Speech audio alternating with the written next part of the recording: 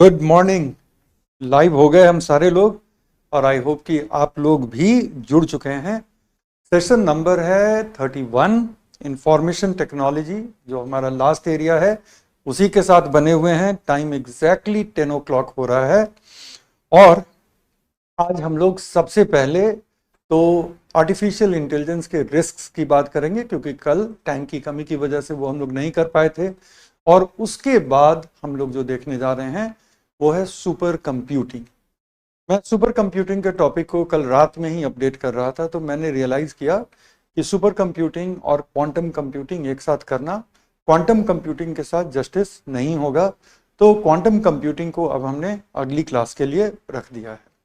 कल और परसों सैटरडे और संडे क्लास नहीं रहेगी, लेकिन इस दौरान मैं आप लोगों के साथ पीडीएफ को भी अपडेट करके शेयर कर लूँगा, सो दैट कि वीकेंड में सैटरडे और संडे को अभी तक जितनी क्लासेस हुई हैं इंफॉर्मेशन टेक्नोलॉजी पर, उसको कायदे से आप रिवाइज कर लेंगे, चीज़ों को इंटरनलाइज कर लेंगे और फिर रिचार्ज होकर के मंडे को आप रेडी रहेंगे।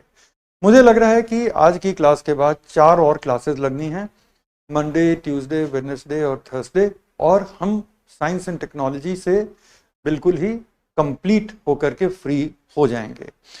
सैटरडे फ्राइडे की क्लास रिजर्व में रहेगी कि अगर ज़रूरत पड़ेगी तो फ्राइडे की क्लास रख लेंगे, अगर नहीं तो फ्राइडे को हम लोग थोड़ा ऐसे ही डिस्कशन के लिए बेशक मिल लेंगे। आपके प्रिपरेशन से रिलेटेड जो डाउट्स हैं उन सारी चीज़ों को डिस्कस करने के लिए हम लोग फ्राइडे को एक बार मिल सकते हैं, लेकिन मेरी कोशिश होगी कि थर्सडे तक हम लोग टॉपिक्स को फिनिश कर लें।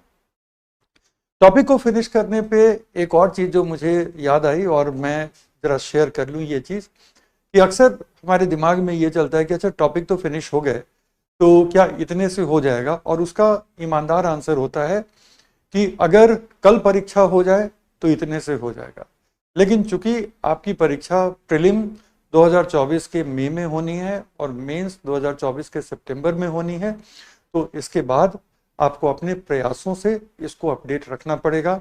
और मैं भी टाइम टू टाइम, मतलब कि पीटी के पहले एक बार और मेंस के पहले एक बार आप लोगों के साथ जुड़ के स्पेशल क्लासेस कंडक्ट करके और इन पे जो भी करंट अपडेट होगा और करंट अपडेट में भी जो कॉन्सेप्चुअल चीज़ें होंगी उनको अपडेट करा दूंगा। लेकिन मेरे भरोसे आप अपडेशन को रोकिएगा मत, नहीं तो लास्ट में बहुत सारी चीज़ें पाइल अप हो जाती हैं। एक लेवल पे, अपने लेवल पे उन चीज़ों को स्टडी करके, उन चीज़ों को समझ करके थोड़ा रखिएगा, थोड़े नोट्स बना करके रखिएगा, और उसके बाद जब हम लोग क्लास में मिलेंगे और चीज़ों को समझेंगे तो आपको ज़्यादा मज़ा आएगा, ज़्यादा अच्छे से आप बारीकियों को समझ पाएंगे। नॉट ओनली दैट, रिटेन बेहतर कर पाइएगा, एग्ज़ाम में क्वेश्चन सॉल्व करने की एक्यूरेसी बढ़ जाएगी। और अगर सारे अपडेट मेरे भरोसे आप छोड़ देते हैं तो उन चीज़ों से पहले ही लेवल पे आपका परिचय तब होगा जब मेरी ये अपडेट वाली क्लासेज होंगी।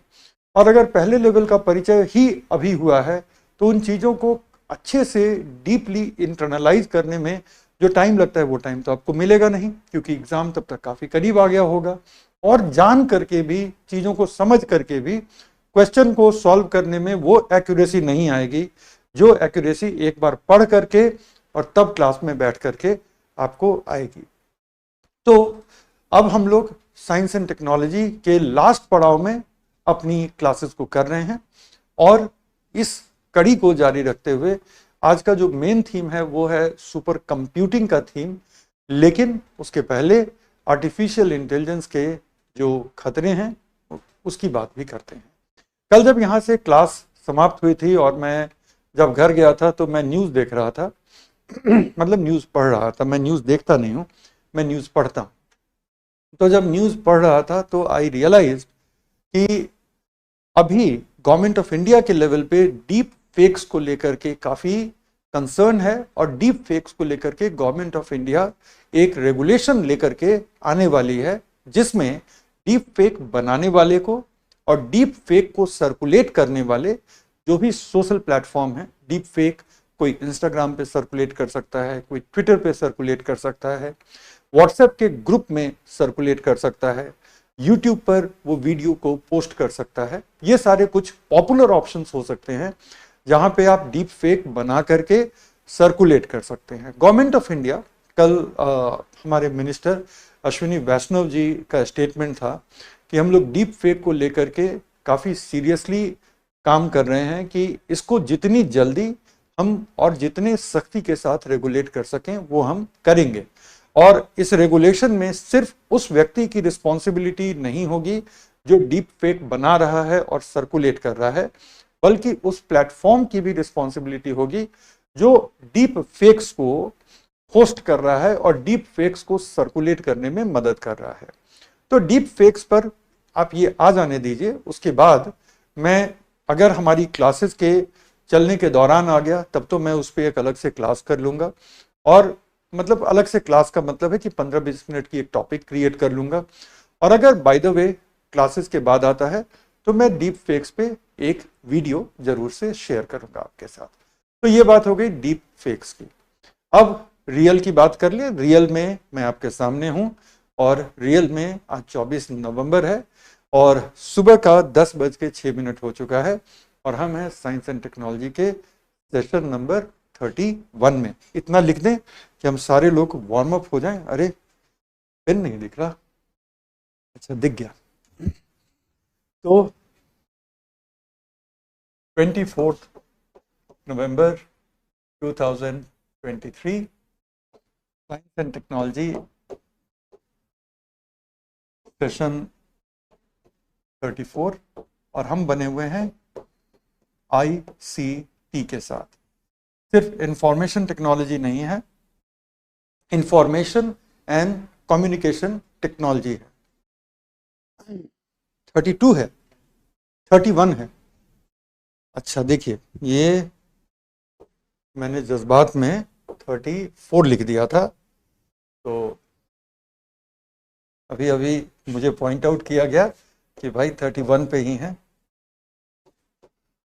और जो जो थीम चल रहा है वो थीम सिर्फ और सिर्फ इंफॉर्मेशन एंड कम्युनिकेशन टेक्नोलॉजी का नहीं है, बल्कि ये थीम जो है ये theme information and communication technology and computing का है। देखिए आप लोगों का भी मैसेज आने लग गया कि सर 31 है, वो अब तक करेक्ट हो चुका है, अब ये पुरानी खबर हो गई। ठीक है, कुछ लोग होते हैं जो हमेशा आगे की सोचते हैं, भविष्य की सोचते हैं, तो मैं थोड़ा उस टाइप का फ्यूचरिस्टिक काम कर रहा था, मजाक कर रहा हूँ, वो जस्ट बाय मेंटल लैप्स ऐसा हो गया।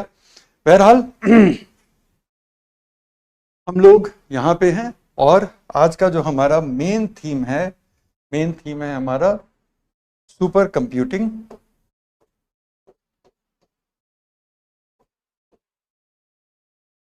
या सुपर कंप्यूटर्स। लेकिन सुपर कंप्यूटर्स पे आने के पहले हम लोगों को देखना है एआई के थ्रेट्स या issues of concern related to AI, और उसके बाद हम इस मेन थीम पर आएंगे।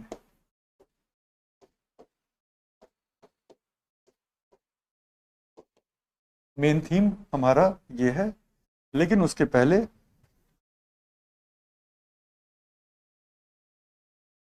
चलो कि कैरी ओवर टॉपिक है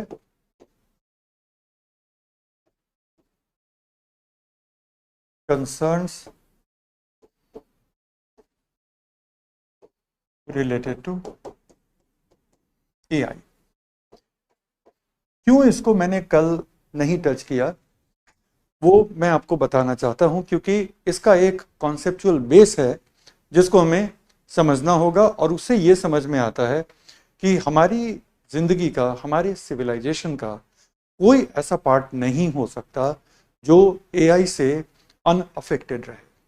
हमारे लाइफ में जितनी भी चीज़ें जो हमारे मेंटल वर्क से घटित होती हैं, जितनी भी चीज़ें, आप पढ़ाई करते हैं, आप अपना करियर बनाते हैं, आप डे टू डे लेवल पे लोगों से इंटरैक्ट करते हैं, लोगों को मैसेज भेजते हैं, लोग आपको मैसेज भेजते हैं, आप उसका रिप्लाई करते हैं, आपके पास ईमेल्स आते होंगे, आप परीक्षाओं को देते हैं, आप बैंक के साथ इंटरैक्ट करते हैं, ऑनलाइन कर सकते हैं, फेस टू फेस करके कर सकते हैं, सरकारें चलती हैं, आप सरकारों को चुनते हैं, वोट देते हैं, वोट देने के पहले कैंपेनिंग होती है, इंडस्ट्रीज हैं, जॉब्स हैं, बहुत कुछ है।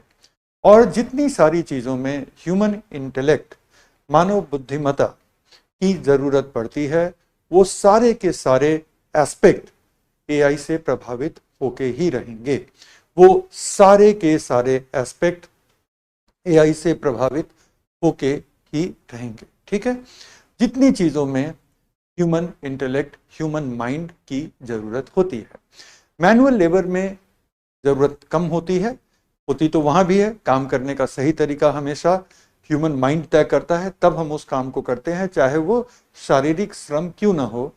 आप देखेंगे कि पत्थर को उठाने का एक पार्टिकुलर तरीका है, मैनुअल लेबर है, लेकिन पत्थर को उठाने का भी एक तरीका है कि आप पत्थर को कहां से पकड़ें और आप कैसे उस पर फोर्स लगाएं कि आप उसको उठा सकते हैं।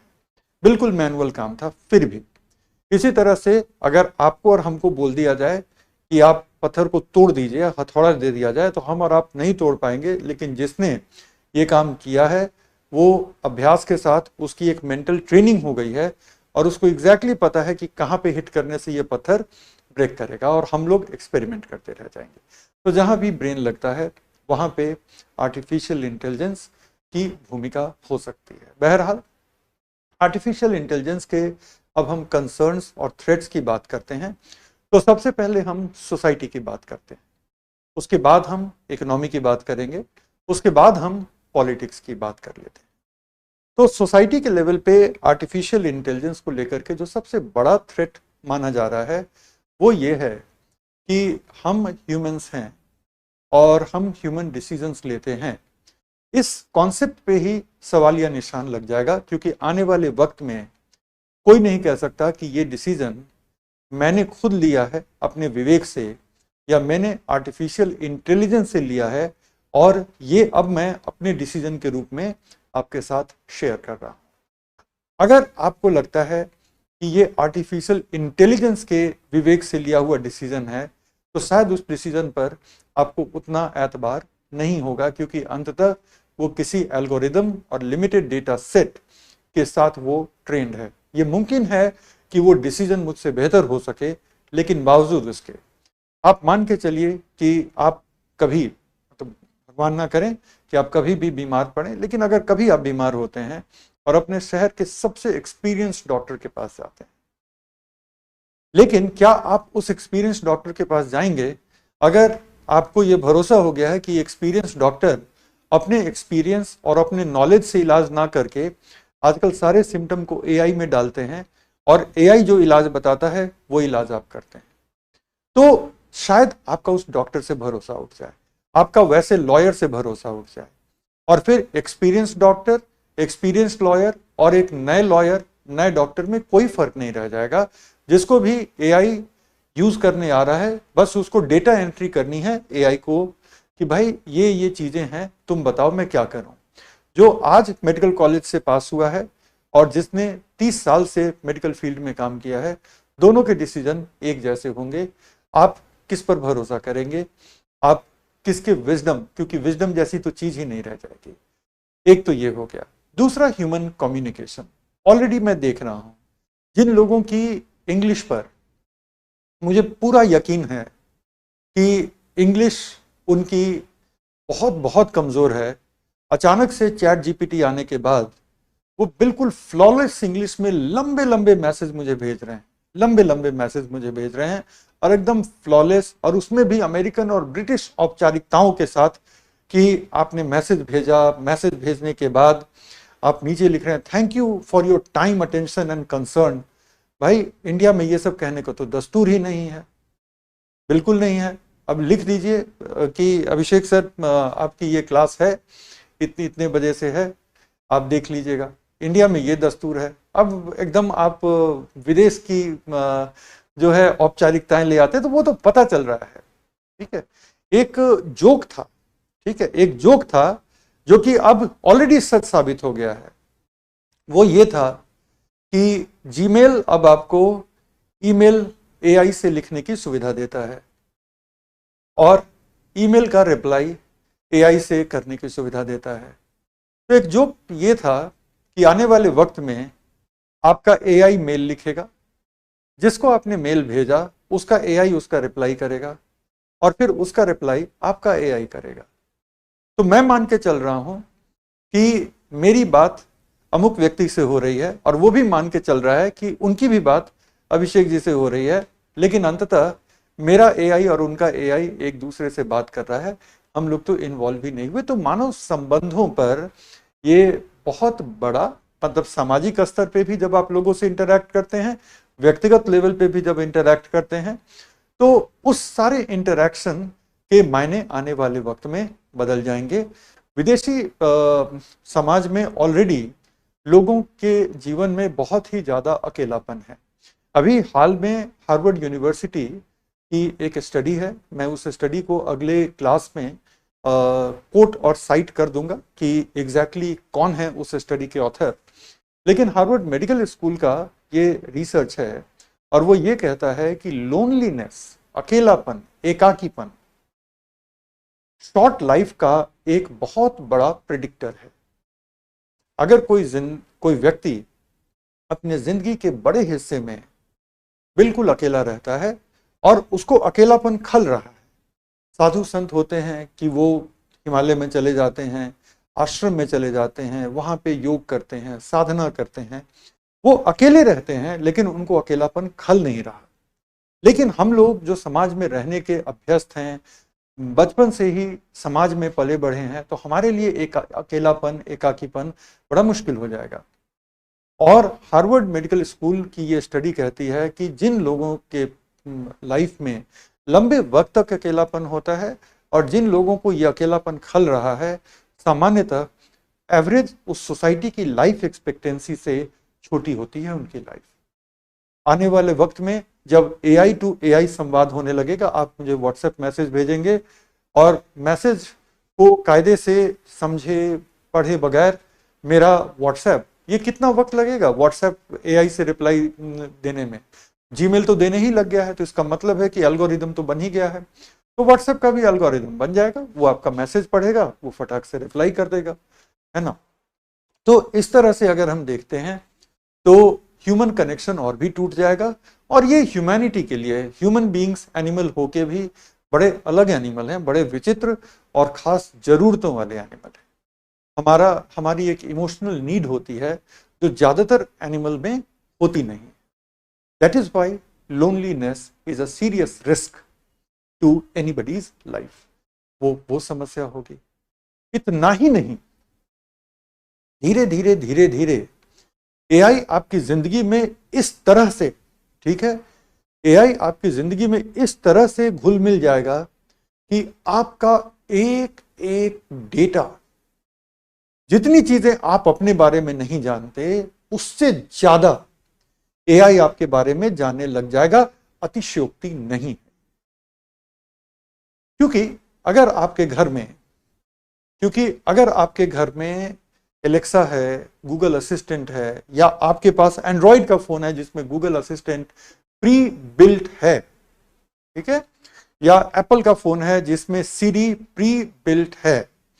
नीलम करिए सर मैं तो अकेले बहुत ज्यादा खुश रहती हूँ। मैंने कहा ना कि कुछ संत किस्म के लोग होते हैं जो हिमालय में, आश्रम में जाकर के साधना करते हैं और वहीं अपनी खुशी तलाशते हैं।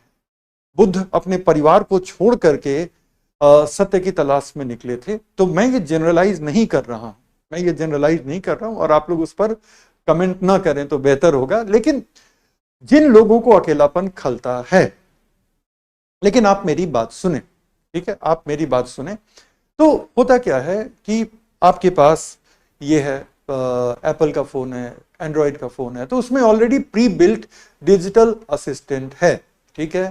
गूगल का अपना डिजिटल असिस्टेंट है और एप्पल का अपना है, एलेक्सा ले लिया तो एक और है। ये ऑल द टाइम आपकी बात सुन रहे हैं, ये ऑल द टाइम आपकी बात सुन रहे हैं, हर वक्त आपकी बात सुन रहे हैं और उससे अपने आप को ट्रेन कर रहे हैं कि और भविष्य में हम कैसे बेहतर अपने कस्टमर्स को सर्व कर सके। क्योंकि कस्टमर्स जितने ज्यादा अभ्यस्त होंगे, कस्टमर्स जितने ज्यादा उस पर आश्रित होंगे, उनका बिजनेस चमकता चला जाएगा। और आपकी डेटा को चोरी करने में कहीं कोई परहेज नहीं है।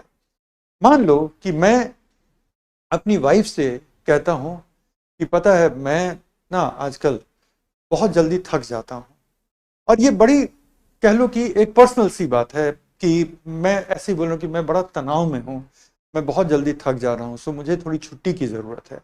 मैंने किसी को नहीं बोला, मैंने अपने प्रोफेशनल सर्कल में नहीं बोला, किसी दोस्त को नहीं बोला, किसी को नहीं बोला, अपनी वाइफ से बात कर रहा हूँ। और अगली बार जब मैं इंटरनेट पे जाता हूँ तो मैं देखता हूँ कि होटल, रिजॉर्ट, ये सब के ऐड चलने लग गए कि यहाँ पे आइए, 7 दिन रहिए, पूरा एकदम रिलैक्स होकर के जाइए। तो ये एआई मेरी बात सुन रहा था। आप व्हाट्सएप पे लिखते हैं, पिता अपने पुत्र को लिखते हैं कि आजकल घुटने में दर्द रहती है, और उनको जो है फेसबुक पे नी रिप्लेसमेंट सर्जरी के ऐड चलने लग जाते हैं। तो आपने कभी सोचा था कि फेसबुक ने कितने बिलियन डॉलर में व्हाट्सएप क्यों बाई किया था?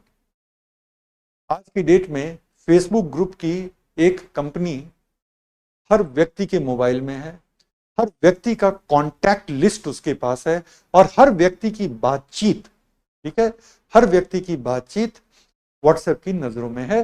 फेसबुक पे ऐड चलता है, और ठीक है, फेसबुक पे ऐड चलता है, आप करके देख लेना, ठीक है, आप करके देख लेना। तो the whole point is the whole point is कि आपकी प्रिवेसी नाम की कोई चीज नहीं रह जाती, आपकी प्रिवेसी जैसी कोई चीज नहीं रह जाती। तो ये सारी चीजें सामाजिक और व्यक्तिगत स्तर पे चल रही है। आप डॉक्टर से अभी अभी डायग्नोसिस लेके आए हैं, कोई बीमारी पता चली है, आप सिर्फ घर में डिस्कस कर रहे हैं, आपको लगता है कि दुनिया में और किसी को नहीं पता चलेगा। फेसबुक को तो पता चल गया, एप्पल को पता चल गया, गूगल को पता चल गया, इतने लोगों को पता चल गया। अब आप तैयार हो जाइए अपने एड्स वगैरह को देखने के लिए। तो क्या ये एड तक ही मामला रहेगा या उसके आगे भी जाएगा? जाएगा तो उसके आगे भी, क्योंकि at the end of the day Facebook, WhatsApp, Instagram, Google, Amazon, सब के सब बिजनेस हैं, और सबको बिजनेस करना है अलग अलग देशों में। तो जिस दिन उस देश की सरकार इन कंपनियों को कहती है कि आपके पास जितना डेटा आ रहा है आप स्ट्रक्चर करके हमारे साथ शेयर करिए, और नहीं तो हमारे देश में आप बिजनेस करने का सपना छोड़ दीजिए। आपको क्या लगता है, ये लोग अपनी बिजनेस को प्रायोरिटी देंगे या आपके डेटा को प्राइवेट रखने को प्रायोरिटी देंगे? आप खुद सोच के बताइए कि अगर गूगल को, फेसबुक को, एप्पल को दो चॉइसेस कोई भी सरकार देती है कि या तो आप हमारे कंट्री में बिजनेस करने का सपना भूल जाइए, या फिर आपके पास जितना डेटा आ रहा है, क्योंकि आप लोगों की बात सुन रहे हैं, आप लोगों की चैट पढ़ रहे हैं, सब कुछ तो आप कर ही रहे हैं। लोग वेब पे क्या ब्राउज कर रहे हैं, मैं चुपके से वेब पे कुछ ब्राउज कर रहा हूं, और फेसबुक को पता है क्योंकि मेरे ब्राउजर में ऑलरेडी मैंने फेसबुक को लॉगिन किया हुआ था, तो कुकीज हैं फेसबुक के जिससे कि वो पता चलता है। तो ये सब के सब बिजनेस को प्रेफर करेंगे, ये सब के सब बिजनेस को प्रेफर करेंगे। तो आप समझ सकते हैं कि आपकी डेटा का क्या होने जा रहा है। पॉइंट नंबर 1, क्या इस बात की गारंटी फेसबुक ने आपको दी है कि ये डेटा फेसबुक किसी और एजेंसी को नहीं बेचेगी? बिल्कुल नहीं। इसका मतलब है कि कल की डेट में जब आप हेल्थ इंश्योरेंस लेने जाते हैं और इंश्योरेंस कंपनी अगर फेसबुक के साथ साल में $10 मिलियन का डील कर लेती है कि भाई आपके पास जो डेटा आ रहे हैं ना, आप हमसे जरा शेयर कर लीजिएगा। तो मैं हेल्थ इंश्योरेंस ले रहा हूं, मैंने घुटने के दर्द की कहानी इंश्योरेंस कंपनी को नहीं बताई कि अरे ये तो मामूली दर्द है, इसका क्या है।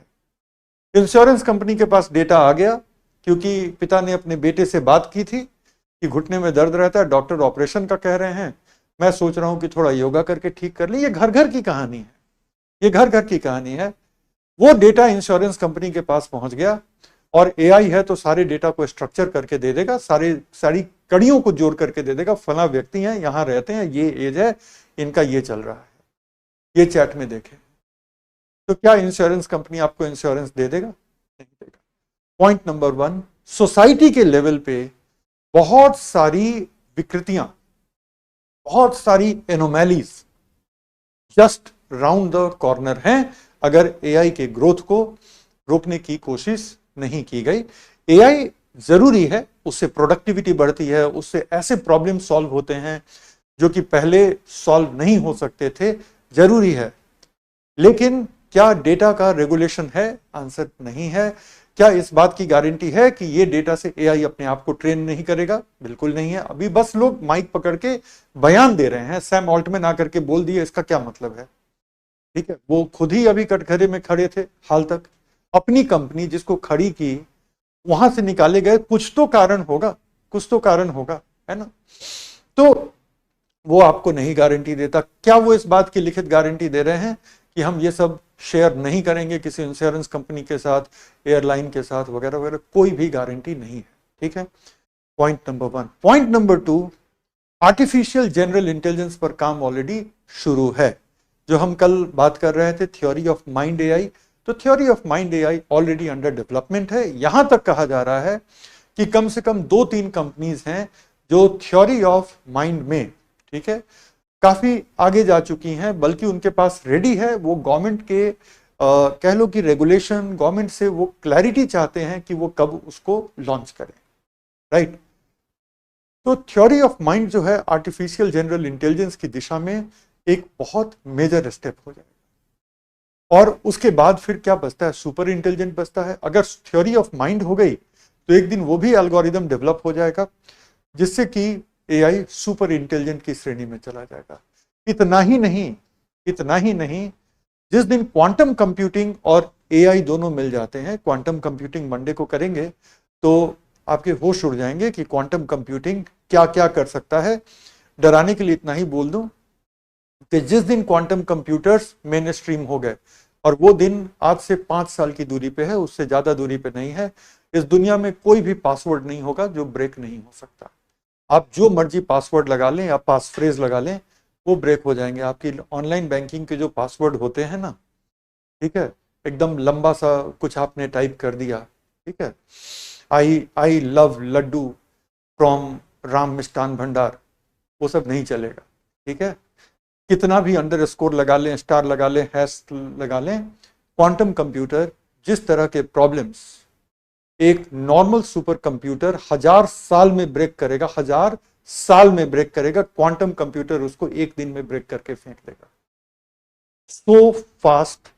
और क्वांटम कंप्यूटर बन गए हैं, क्वांटम कंप्यूटर बन गए हैं, राइट? अभी एंटरप्राइज लेवल पे बने हैं, आने वाले वक्त में और भी बनेंगे। तो आप नेट बैंकिंग कैसे करेंगे? करेक्ट। एन्क्रिप्शन आज की डेट में एईएस का 256 एन्क्रिप्शन माना जाता है। कंपनीज दावे के साथ कहते हैं कि यहां पे आप अपने क्रेडिट कार्ड के डेटा या डेबिट कार्ड के डेटा आराम से दे करके और ट्रांजैक्शन कर सकते हैं, क्योंकि हम एईएस 256 से सिक्योर्ड हैं। ठीक है, एईएस 256 को quantum computer less than half an hour में ब्रेक करके फेंक देता है, less than half an hour में। तो आप जो क्रेडिट कार्ड का डेटा देते हैं, अगर कोई हैकर क्वांटम कंप्यूटर लेकर के बैठा है, तो एईएस के एन्क्रिप्शन में आपके कंप्यूटर से किसी ई कॉमर्स के सर्वर पे जो डेटा जा रहा है ना, वो जो एईएस 256 एन्क्रिप्शन के साथ जा रहा है, क्वांटम कंप्यूटर बीच में उस डेटा को स्टील कर लेगा और उसका एन्क्रिप्शन धुआं बन के उड़ जाएगा। तो जिस दिन एआई और क्वांटम कंप्यूटर मिल गए, सुपर इंटेलिजेंट एआई, और जो मैट्रिक्स फिल्मों में हम सब देखते रहते हैं एआई एंड मशीन डोमिनेशन, वो हकीकत बन जाने वाली है, राइट? तो एआई डोमिनेशन दूसरा बहुत बड़ा खतरा है। और चूंकि क्वांटम कंप्यूटर आज की डेट में ऑलरेडी बन गए हैं, आईबीएम क्वांटम कंप्यूटिंग के फील्ड का एक सबसे मेजर प्लेयर है, तो वो दिन कहाँ दूर है जिस दिन ओपन एआई को हाई परफॉर्मेंस सर्वर्स की जरूरत पड़ी थी। ओपन एआई ने एनवीडिया से डील की कि हमें हाई परफॉर्मेंस ग्राफिक प्रोसेसर चाहिए जो नॉर्मल प्रोसेसर से कहीं बेहतर काम करते हैं। तो ये डील हुआ था ना, तो कौन रोक सकता है ओपन एआई या किसी दूसरी एआई कंपनी को आईबीएम के साथ डील करने से कि हम अपने एआई के एल्गोरिदम को आपके क्वांटम कंप्यूटर पे चलाते हैं? तब सोचो। ठीक है, तीसरी बात जॉब्स को लेकर के। जॉब्स की लॉस ऑलरेडी हो रही है। जो निचले लेवल के जो जॉब्स हैं, जैसे data analyst, business analyst, legal analyst, consulting, ये सारे जॉब धीरे धीरे उन कंट्रीज से खत्म होते जा रहे हैं जहां पर मैन पावर एक्सपेंसिव है। कोई भी विकसित देश को उठा लो, वेस्टर्न यूरोपियन कंट्री को उठा लो, नॉर्थ अमेरिकन कंट्री को उठा लो, जहां पर मैन पावर एक्सपेंसिव है, वहां पे एआई आज की डेट में ये सब data analysis, legal analysis, business process analysis का काम कर रहा है, ना कि ह्यूमन बींग्स कर रहे हैं। रिसर्च का काम, स्क्रिप्ट राइटिंग का काम, ये सब कुछ कर रहे हैं। आपको पता है लास्ट ईयर हॉलीवुड के स्क्रिप्ट राइटर्स, हॉलीवुड के फिल्म एडिटर्स 35 दिन तक स्ट्राइक पे थे। मेजर मेजर फिल्मों का पोस्ट प्रोडक्शन, मतलब शूटिंग के बाद जो प्रोसेसिंग होती है, मेजर मेजर फिल्मों का पोस्ट प्रोडक्शन इसलिए रुक गया था क्योंकि ये पोस्ट प्रोडक्शन के जो टेक्नीशियंस होते हैं वो लोग स्ट्राइक पे थे। क्यों थे? क्योंकि वो फिल्म बनाने वाले स्टूडियोज से, यूनिवर्सल से, पैरामाउंट से, एमजीएम से ये कमिटमेंट चाहते थे कि आप अपने प्रोसेसेस में एआई का इस्तेमाल नहीं करेंगे। क्योंकि अगर एआई का इस्तेमाल करते हैं तो आप भी सोच के देखो ना कि फिर इन जॉब्स का क्या होगा, जिन लोगों ने अपनी पूरी जिंदगी इस आर्ट को परफेक्ट करने में लगाई है कि फिल्म एडिट कैसे करना है, फिल्म में स्पेशल इफेक्ट कैसे होगा। एआई तो यूं चुटकी बजा करके उस इफेक्ट को क्रिएट कर देगा, तो जॉब का लॉस। मैं तो कहता भी हूं बहुत सारे लोगों को कि जब तक पढ़ा रहे हैं बहुत प्यार और शिद्दत से पढ़ा लीजिए, आपको पता भी नहीं चलेगा किस दिन एआई ड्रिवन टीचर्स पढ़ा रहे होंगे। आपसे ज़्यादा अच्छी कहानियां सुना सकते हैं, आपसे ज़्यादा बेहतर एग्जाम्पल दे सकते हैं, आपसे ज़्यादा कंसाइज रह सकते हैं। ठीक है, तो ये चीज़ है। तो एआई के साथ बहुत सारे job losses, that is the next threat. Fourth, manipulation of AI.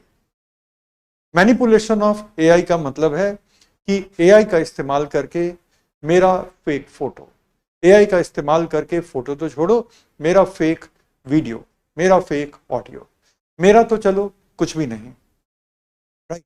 लेकिन अगर मैं एक पब्लिक फिगर हूं, मैं चुनाव लड़ने जा रहा हूं और कोई थोड़ा ही सा नुकसान करना चाहे, कोई थोड़ा सा ही नुकसान करना चाहे, तो मेरा एक फेक वीडियो बना करके मेरे से बस ये डिक्लेरेशन दिला दे, ठीक है, मेरे से ये डिक्लेरेशन दिला दे कि इस साल मैं चुनाव नहीं लड़ रहा हूं और मेरे जितने समर्थक हैं अब इनको आप सपोर्ट करिए, ये चुनाव लड़ेंगे। और कब करें? एक दिन पहले चुनाव के, कि जब तक कि मैं इसका खंडन जारी करूं तब तक तो चुनाव हो रहा है। आप सोचो कि इसका क्या फर्क पड़ेगा, समझ रहे हो? एआई से डेटा मैनिपुलेट करा के आज की डेट में क्या है कि टीवी चैनल और न्यूज़पेपर पर यह रोक लगी हुई है कि जब तक कि चुनाव के सारे चरण और अंतिम चरण का अंतिम दिन का मतदान जब तक न हो चुका हो, तब तक आप एग्जिट पोल के नतीजे नहीं पब्लिश करेंगे, क्योंकि एग्जिट पोल के नतीजों से आने वाले चुनावों में वोटर के बिहेवियर पर फर्क तो पड़ता है। मिसाल के तौर पे अभी लोकसभा के चुनाव होने वाले अगले साल, और जाहिर है भारत जैसे बड़े कंट्री में कई चरणों में ये चुनाव होंगे। पहले चरण के बाद मान लो कि किसी टीवी चैनल पे ये आ जाए कि बीजेपी भारी बहुमत से आगे बढ़ रही है इन सारे सीटों पर, तो आप समझ सकते हो कि अगले वाले चरण में जो लोग दूसरी पार्टियों के समर्थक होंगे भी, उनको ऐसा लगेगा कि इसको वोट देने का क्या फायदा है, ये तो ऐसे ही हार रही है, देखो एग्जिट पोल का नतीजा है। तो ये तो हम मान गए कि एग्जिट पोल के नतीजे तब तक नहीं पब्लिश करने, तब तक नहीं प्रसारित मतलब ब्रॉडकास्ट करना, जब तक कि अंतिम चरण के अंतिम दिन का मतदान ना बंद हो गया हो। लेकिन क्या यही चीज इंस्टाग्राम पे कोई एनोनिमस यूजर पोस्ट कर सकता है? आराम से पोस्ट कर सकता है। क्या यही चीज यूट्यूब पे पोस्ट की जा सकती है? आराम से की जा सकती है। क्या एआई ये वीडियो बना देगा? बड़े आराम से बना देगा। क्या एआई डेटा को मैनिपुलेट कर देगा किसी एक पार्टी के लिए? बड़े आराम से कर देगा। तो एआई का मैनिपुलेशन बहुत ज्यादा पॉसिबल है, और सिर्फ पॉलिटिक्स के लेवल पे नहीं पॉसिबल है, बल्कि आप वायलेंस को भड़काने के लिए भी आप ये काम कर सकते हैं। लोगों के बीच डर फैलाने के लिए भी आप फेक वीडियोस बना सकते हैं। दो समुदायों के बीच में दुश्मनी पैदा करने के लिए, दो समुदायों के बीच राइट कराने के लिए आप इस तरह के वीडियो, इस तरह के मैसेजेस, ये सब कुछ बना सकते हैं। और फिर इतने सारे सोशल प्लेटफॉर्म हैं, वो वायरल कर दीजिए। जो आप करना चाहते थे वो कर सकते हैं। इसका क्या मतलब है? इसका ये मतलब है कि कल को पड़ोसी मुल्क भी जो आपके प्रति वैमनस्य रखते हैं, जो आपके प्रति एनिमोसिटी रखते हैं, वो इसको मिसयूज करके आपके डेमोग्राफी को कंफ्यूज कर सकते हैं। इतनी सारी चीजें एआई की मैनिपुलेशन से पॉसिबल हैं और क्या ही नहीं पॉसिबल है। एज एन एग्जाम्पल अगर हम आपको दें तो अगर मेरी ये आवाज जिससे कि आप परिचित हैं, अगर मेरी इसी आवाज से आपको कोई कॉल करे कि और आपके नाम से आपको बुलाए और बोले कि मान लीजिए आपका नाम अमर है, तो अमर अभिषेक सर बोल रहे हैं और हम थोड़ी ज़रूरत में थे, तो तुम थोड़ा अर्जेंटली मुझे 5,000 रुपये ट्रांसफ़र कर दो। मेरी आवाज़ से आपको लगे कि हाँ अभिषेक सर ही हैं, अननोन नंबर से बोल रहे हैं, कुछ परेशानी में होगी, अमर इस नंबर पे कर देना, मेरा फ़ोन गुम गया है। आप कर देते हैं, पता चला कि वो एआई जनरेटेड फेक वॉइस था, वो एआई जनरेटेड फेक वॉइस था और ये ऑलरेडी हो रहा। सर पासवर्ड लीक हो जाएगा तो आपकी किताब का क्या होगा, देखेंगे क्या होगा, राइट। तो ये सारे रिस्क हैं हमारे एआई के। तो एआई एक दोधारी तलवार है। टेक्नोलॉजी हमेशा ही इंसानों को ये पॉसिबिलिटी देती है कि आप उसका कैसे इस्तेमाल करें, और ये हमेशा से ही, अब मैं इसको कंक्लूड कर रहा हूं, ठीक है, यहां पे लिखने की जरूरत नहीं थी, मैं आपको समझाना चाहता था। तो हमेशा से ही इंसान के समक्ष ये दुविधा रही है, इंसान के समक्ष ये दुविधा रही है कि कोई भी टेक्नोलॉजिकल ब्रेक थ्रू का हम कैसे इस्तेमाल करते हैं। फॉर एग्जाम्पल न्यूक्लियर एनर्जी का जो ब्रेक थ्रू था, तो हमने उससे पावर प्लांट भी एस्टेब्लिश किए और उससे हमने न्यूक्लियर वेपन भी बनाया ही नहीं बल्कि इस्तेमाल भी हमने न्यूक्लियर वेपन किया। इसी तरह से बहुत सारी टेक्नोलॉजी हैं। हमारी इकोनॉमी बहुत हद तक डिजिटल मुख्यधारा से जुड़ चुकी है। तो ये भी तो देखो कि पर ईयर इंडिया में कम से कम 10 लाख साइबर फ्रॉड के मामले हो रहे हैं। कम से कम ऐसे मामले जो रिपोर्ट किए जा रहे हैं, कम पैसे के हों या ज्यादा पैसे के हों, लेकिन कम से कम 10 लाख 1 मिलियन साइबर धोखाधड़ी हो रही है। तो बैंकिंग सिस्टम का, पेमेंट सिस्टम का, इंफॉर्मेशन टेक्नोलॉजी, डिजिटल टेक्नोलॉजी के साथ जुड़ना एक टेक्नोलॉजिकल ग्रोथ था, but at the same time आप इसका मिसयूज भी देख लीजिए। एक पुराना जमाना था जब लोग विड्रॉल फॉर्म भर के बैंक की लाइन में लग जाते थे या चेक भर के बैंक की लाइन में लग जाते थे, पैसे निकालने का इकलौता तरीका वही था। और उसके बाद वो जो काउंटर पे जो होते थे वो चेक ऐसे मैच करते थे, सिग्नेचर वगैरह, फिर वो साइन करते थे, फिर मैनेजर देखते थे अगर हाई वैल्यू का है तो मैनेजर भी ऐसे देखते थे सिग्नेचर और वो भी साइन करते थे। मतलब 2 लोगों ने साइन किया कि अगर कोई गलती होगी तो 2 लोगों पर सवाल उठेगा, 2 लोगों की नौकरी जाएगी, नौकरी तो नहीं जाएगी लेकिन 2 लोगों पर पेनल्टी लगेगी, और तब वो पैसे रिलीज होते थे। आज ओटीपी से रिलीज हो रहा है। सिम क्लोन कर लो, जो ओटीपी बैंक अकाउंट के ओनर पे आना चाहिए वो ओटीपी आपको मिल रहा होगा, जो मर्जी आप कर लो। तो डिजिटल मुख्यधारा से जुड़ने का फायदे हुए, चीजें आसान हुई, तो क्या कुछ उसकी मिसयूज नहीं हुई? बहुत जम के मिसयूज हुई। तो मैं हमेशा यही कहता हूं कि टेक्नोलॉजी ने आपको माचिस दिया, अब उस माचिस से आप चूल्हे को जलाते हो या घर को जलाते हो, ये चॉइस आपके पास है। तो एआई एग्जैक्टली वही है, लेकिन चूंकि एआई की पोटेंशियल इतनी ज्यादा है कि ये माचिस वाली एनालॉजी एआई पे नहीं चलेगी। यहाँ पे गवर्नमेंट को, सोसाइटी को कंसल्टेशन के साथ एआई के एक पॉजिटिव यूज को सुनिश्चित करने की जरूरत है, और एआई के जितने रिस्की यूज हैं उनको सीधा बैन करने की जरूरत है। उसमें इफ एंड बट की जरूरत नहीं है। जिस तरह से जब हम लोग जीन थेरेपी कर रहे थे, तो याद करिए कि मैंने कहा था कि जर्म लाइन जीन थेरेपी तो अलाउड ही नहीं है दुनिया के किसी भी मुल्क में। जब हम क्लोनिंग कर रहे थे तो हमने कहा था कि भाई क्लोनिंग जो है, ह्यूमन क्लोनिंग, दुनिया के किसी भी मुल्क में उसकी इजाजत नहीं है। तो क्या हम कह सकते हैं कि थ्योरी ऑफ माइंड एआई की इजाजत नहीं है? अगर हम कह सकते हैं तो हम बहुत सारे रिस्क को स्ट्रेट अवे अवॉइड कर लेंगे, राइट। तो ये है एआई के रिस्क। और क्यों मैंने इस पर पिछले 35 मिनट से नॉन स्टॉप बात की है, क्योंकि आपके दिमाग में एक स्टोरी क्रिएट हो जाए।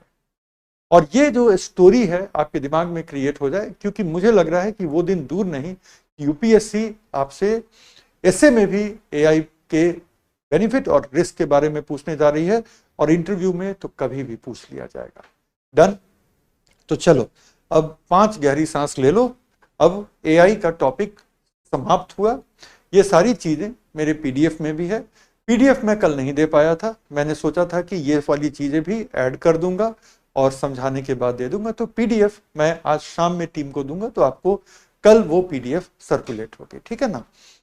तो अब 5 गहरी सांस, मैं भी जरा एक सिप पानी पी लूं और उसके बाद हम लोग शुरू करते हैं सुपर कंप्यूटर्स।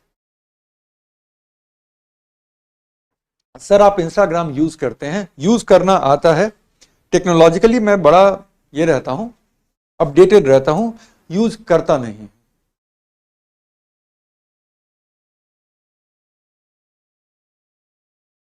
इंडिया का इस पर क्या रुख है?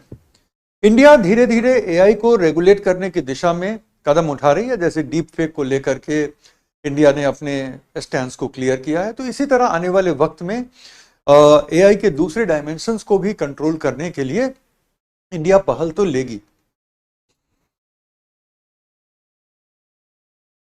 चलिए, ले लिए सर 5 गहरी सांस। चलिए, और जब भी गहरी सांस बोलें, ठीक है, जब भी गहरी सांस बोले तो हमेशा याद रखिएगा, इनहेल टू 4, एक्सेल टू 7। ठीक है, अचानक से आपका दिमाग काम डाउन हो जाएगा। मतलब धीरे धीरे 4 की गिनती करते हुए, धीरे धीरे 4 की गिनती करते हुए आप सांस लें, और उतने ही धीरे धीरे 7 की गिनती करते हुए सांस छोड़ें, और आप देखेंगे कि आपकी हार्ट रेट स्टेबल हो जाती है, आपका उस समय का जो ब्लड प्रेशर है वो स्टेबल हो जाता है, आपके इमोशंस स्टेबल हो जाती है, और आप बेहतर फोकस कर पाते हैं। डन। चलो, कंसर्न्स वाली बात हो गई, तो इसको हमने कर दिया इरेज। मैं जरा अपने रेफरेंस वाले जॉटिंग्स को ओपन कर लूं, ताकि आई मेक श्योर कि कुछ भी हमारा छूटे नहीं। ठीक है,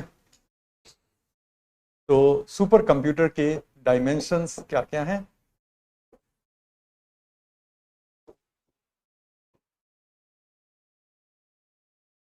सबसे पहले तो हम देखेंगे कि सुपर कंप्यूटर्स क्या होते हैं, means what are supercomputers. दूसरा हम देखेंगे डिस्टिंग्विशिंग फीचर्स,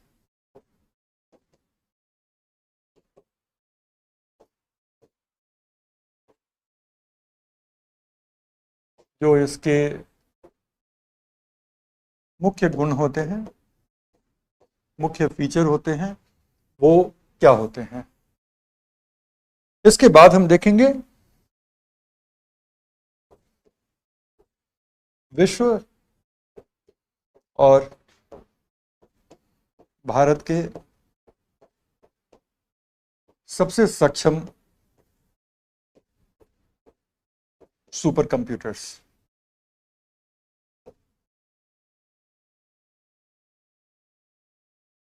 मतलब कि the most capable supercomputers of the world and India. The most capable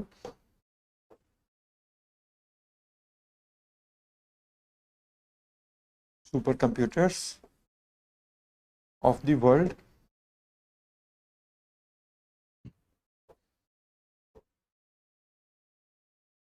and India. ये देखेंगे। इसके बाद 2 और चीजें देखने की होंगी। इसको थोड़ा छोटा कर रहे हैं ताकि इसी पेज पे हम लोग सारे डायमेंशन लिख लें। 2 ही और चीज हैं।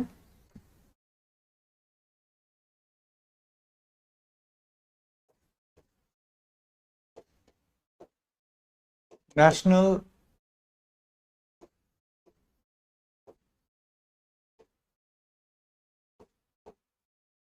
Super computing mission,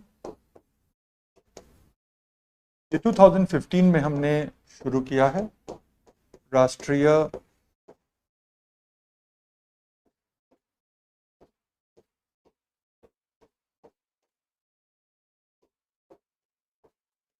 super computing mission. और फिर देखेंगे एप्लीकेशन एरियाज।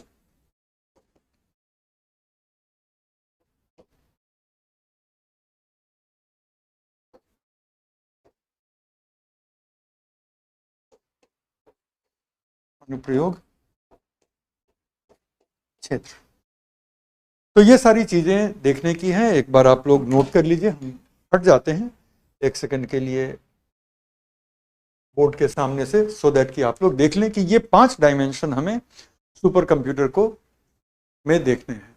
ठीक है, मैं बोर्ड से पूरी तरह से हट गया हूं सो दैट कि आप देख सकें कि क्या क्या है।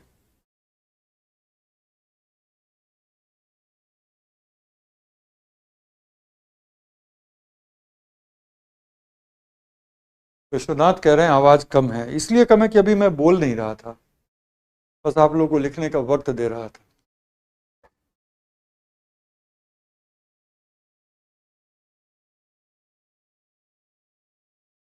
डन। चल, तो सबसे पहले हम देखते हैं कि सुपर कंप्यूटर क्या होते हैं। What are supercomputers? Okay, तो जब हम सुपर कंप्यूटर्स की बात करते हैं तो बट ऑब्वियस है कि हमारा मतलब है कि जो आज की डेट में जो सबसे कैपेबल कंप्यूटर हैं, जो सबसे ज़्यादा हाई परफॉर्मिंग कंप्यूटर हैं, उनको हम सुपर कंप्यूटर का नाम देते हैं। ठीक है, सो आज की डेट में वो जो सबसे कैपेबल कंप्यूटर हैं, इसका ये मतलब है कि जो कंप्यूटर आज से 2 साल पहले सुपर कंप्यूटर के कैटेगरी में था, ये पॉसिबल है कि आज वो सुपर कंप्यूटर की कैटेगरी में हो ही नहीं। और ये हम गारंटी के साथ कह सकते हैं कि जो कंप्यूटर आज से 6 साल पहले, 7 साल पहले सुपर कंप्यूटर की श्रेणी में था, वो पक्के तौर पे आज सुपर कंप्यूटर नहीं कहलाएगा। बिल्कुल वैसे ही जैसे कि कोई नया प्लेयर इंडियन क्रिकेट टीम में आता है तो वो युवा खिलाड़ी कहलाता है, क्योंकि वो यंगेस्ट है, अभी अभी रणजी ट्रॉफी वगैरह खेल करके आया है। लेकिन 6 साल के बाद कुछ और युवा खिलाड़ी इंडियन टीम में आ जाएंगे और जो कल का युवा खिलाड़ी था, आज का वो मेन प्लेयर हो जाएगा, आज का वो अनुभवी खिलाड़ी हो जाएगा। कौन जानता है, अगर board of cricket control of India ने उसको इसके योग्य समझा तो वो इंडियन टीम का कैप्टन भी बन जाएगा। तो कल का युवा खिलाड़ी आज का अनुभवी खिलाड़ी हो जाता है, आज का कैप्टन हो सकता है या वाइस कैप्टन हो सकता है। लेकिन युवा खिलाड़ी 6 साल के बाद नहीं कहलाएगा, क्योंकि उसकी जगह कुछ और युवा खिलाड़ी टीम में जुड़ चुके होंगे। तो किसी एक समय में दुनिया के सबसे सक्षम, जो बहुत तेजी से बहुत बड़ी मात्रा में डेटा को प्रोसेस कर सकते हैं, 2 चीजें, जो बहुत तेजी से बहुत बड़ी मात्रा में डेटा को प्रोसेस कर सकते हैं, प्रॉब्लम्स को सॉल्व कर सकते हैं, उनको हम सुपर कंप्यूटर का दर्जा देते हैं। क्या सुपर कंप्यूटर की कोई परिभाषा है? आंसर है कि सुपर कंप्यूटर की परिभाषा समय समय पर बदलती रहती है। अब सवाल उठता है कि परिभाषा समय समय पर बदलती रहती है, बहुत अच्छी बात है, क्योंकि धीरे धीरे कंप्यूटर की क्षमता बढ़ती चली गई। जो 1960 के दशक का सबसे शुरुआती सुपर कंप्यूटर था अमेरिका के पास, जिसको हम क्रे कहते हैं, CRAY, तो जिसको हम क्रे कहते हैं, क्रे से ज़्यादा पावरफुल आज एप्पल के आईफोन हैं। एप्पल के आईफोन के जो प्रो प्रोसेसर्स हैं, तो प्रो प्रोसेसर्स जो हैं वो क्रे की कंप्यूटिंग कैपेसिटी से कहीं ज़्यादा हैं आज की डेट में। तो ऑब्वियसली कंप्यूटर की क्षमता बढ़ती जा रही है। तो आज की डेट में अगर हम सुपर कंप्यूटर्स को हम डिफाइन करने की कोशिश करें, ठीक है ना, तो जब तक कि आप गीगा फ्लॉप्स के श्रेणी में नहीं हैं, तब तक आप सुपर कंप्यूटर कहला ही नहीं सकते। आपको गीगा फ्लॉप की श्रेणी में होना अनिवार्य है। अब ये फ्लॉप्स एक बार समझ लेते हैं, उसके बाद धीरे धीरे चीजें समझ में आने लग जाएंगी। तो सबसे पहले हम लोग सुपर कंप्यूटर के संदर्भ में एक चीज जान लें कि सुपर कंप्यूटर्स की जब भी बात होती है तो उसमें उसकी कैपेसिटी हम फ्लॉप्स में अभिव्यक्त करते हैं। नॉर्मल कंप्यूटर की जब बात होती है तो हम प्रोसेसर के क्लॉक स्पीड की बात करते हैं। जैसे हम कहते हैं कि इसमें इंटेल का i9 प्रोसेसर लगा है और ये 3.6 गीगाहर्ट्ज का प्रोसेसर है, तो इसका मतलब है कि इंटेल कंपनी ने ये प्रोसेसर बनाया है और आई सीरीज के 9th जनरेशन का ये i9 ग्रेड का प्रोसेसर है। उसके बाद जनरेशन अलग है कि ये 11th जनरेशन का i9 है, ये 12th जनरेशन का i9 है, अब 13 जनरेशन का i9 है वगैरह। तो उसके बाद हम कहते हैं ये इतने गीगाहर्ट्ज का प्रोसेसर है। इतने गीगाहर्ट्ज का प्रोसेसर का मतलब होता है कि प्रोसेसर की क्लॉक स्पीड पर सेकंड उतनी है। तो ये हो गया हमारा कंप्यूटर को के प्रोसेसर की कैपेसिटी बताने का एक सामान्य तरीका। जो कंप्यूटर के जानकार हैं, जो कंप्यूटर खरीदने जाते हैं, हम और आप अपने लिए कंप्यूटर खरीदने गए और थोड़ी सी नॉलेज अगर हमारे अंदर है तो हम अक्सर बात करते कि भाई इसमें प्रोसेसर क्या है। बजट के हिसाब से वो प्रोसेसर सजेस्ट करेगा। ये i5 प्रोसेसर है, आपको क्या करना है कंप्यूटर पे, तो हम बताएंगे कि भाई हमको प्रेजेंटेशन बनाने हैं, मेल लिखना है, कुछ डॉक्यूमेंट बनाने हैं, तो आपके लिए तो i3 प्रोसेसर काफ़ी है। मैं कहूँगा नहीं नहीं, कभी कभी मैं ऑनलाइन क्लासेस भी लेता हूँ, अच्छा i5 ले जाइए। मैं फिर बोलूँगा कि भाई वीडियो भी एडिट करना है, तो अच्छा i5 के साथ ग्राफिक कार्ड वाला ले लीजिए। मैं कहूँगा कि उसमें एनिमेशन भी लगाता हूँ, तो अच्छा ले लीजिए i7 ले लीजिए। चलो i7 दिखाओ। i7 में फिर मैं पूछूंगा ये कौन से जनरेशन का i7 है, तो कहेगा कि ये 11 जनरेशन का, ये 12 जनरेशन का है। तो जनरेशन के साथ साथ इंटेल क्या कर रहा है कि प्रोसेसर का आर्किटेक्चर, प्रोसेसर का चिप डिजाइन वो चेंज कर रहा है और सेम क्लॉक स्पीड में आज की डेट का जो प्रोसेसर है वो ज़्यादा बेहतर काम करेगा, ज़्यादा तेजी से प्रॉब्लम सॉल्व करेगा, ज़्यादा तरह के प्रॉब्लम एक साथ हैंडल कर पाएगा, और जो ठीक पिछले जनरेशन का होगा उसकी तुलना में उसकी क्षमता थोड़ी कम होगी, सेम क्लॉक स्पीड के बावजूद। उसके बाद जब मैं ये पूछ लूंगा कि भाई अच्छा ये 12वें जनरेशन का है, बहुत अच्छा है, तो ये कितने स्पीड का है, तो वो बोलेगा 2.4 गीगाहर्ट्ज का है, बूस्ट में ये 3.2 गीगाहर्ट्ज का चला जाएगा। ठीक है, सारी बातें हो गई, लेकिन ये सारी बातें हम नॉर्मल कंप्यूटर की बात करते हैं। ठीक है, नॉर्मल कंप्यूटर की जब हम बात करते हैं तो ये सब बात करते हैं।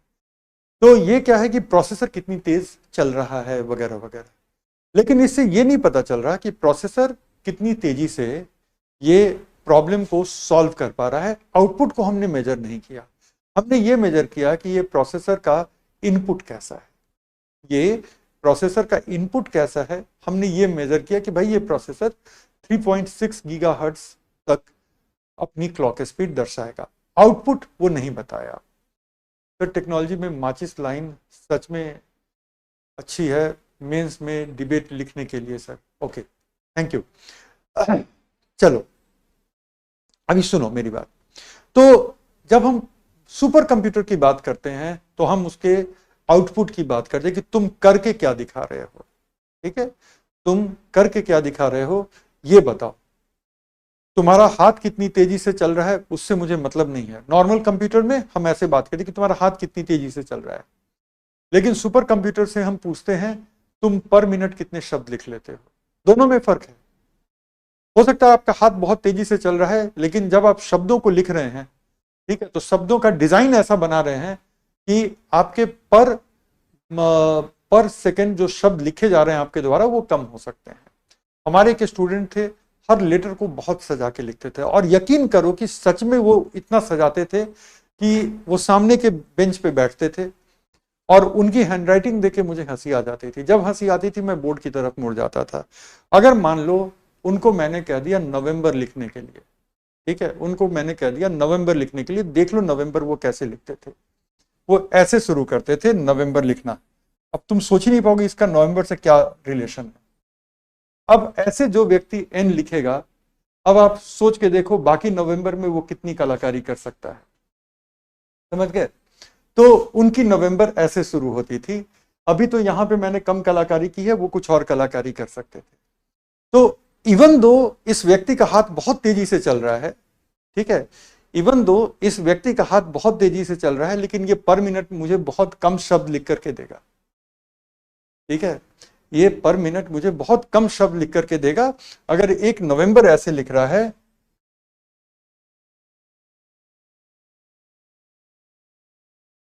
तो कुछ भी कर सकता है। खैर छोड़ो, मैं उनके इतना कलाकार नहीं हूं तो मुझे कोशिश नहीं करनी चाहिए। तो इस व्यक्ति का हो सकता है कि हाथ बहुत तेजी से चल रहा है लेकिन इसका आउटपुट कम है, और कोई दूसरा व्यक्ति है जिसका हाथ उतनी तेजी से नहीं चल रहा, ठीक है ना। कोई दूसरा व्यक्ति है जिसका हाथ उतनी तेजी से नहीं चल रहा, लेकिन वो इतने सिंपल तरीके से लिख सकता है वैसे वो लिख रहा है। तो ये मुमकिन है कि ये जो व्यक्ति है ये मुझे पर सेकंड बेहतर आउटपुट देते, ये मुझे पर सेकंड बेहतर आउटपुट देते। तो जब हम सुपर कंप्यूटर की बात करते हैं तो हम इनपुट की बात नहीं करते कि तुम्हारा हाथ कितनी तेजी से चल रहा है, हम बात करते हैं तुम कितने वर्ड पर मिनट मुझे लिख करके दे रहे हो। और यहाँ पे वर्ड की बात नहीं चल रही, यहाँ पे बात चल रही है किसी और चीज की, और वो जो और चीज है उसको हम कहते हैं फ्लोटिंग ऑपरेशंस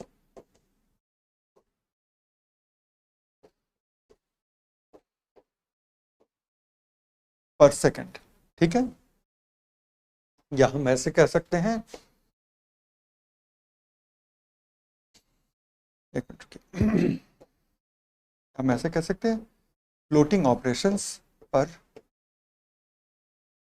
सेकंड।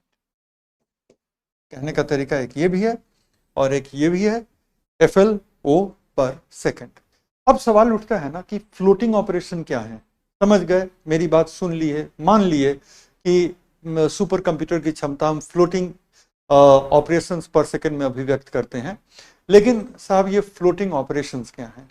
तो जरा फ्लोटिंग ऑपरेशन की बात कर लें।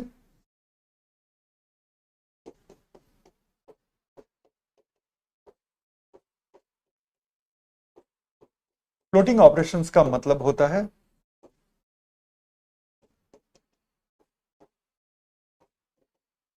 फ्लोटिंग नंबर्स पर आधारित गणितीय संगणन, मीन्स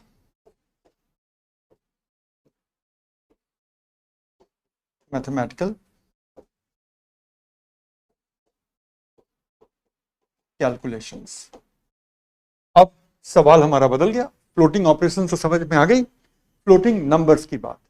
तो देखो फ्लोटिंग नंबर्स जहां तक है तो कुछ नहीं, डेसिमल नंबर्स, ठीक है। डेसिमल नंबर्स को हम फ्लोटिंग नंबर्स कहते हैं। अब चीजें आसान हो गई थोड़ी, मतलब कि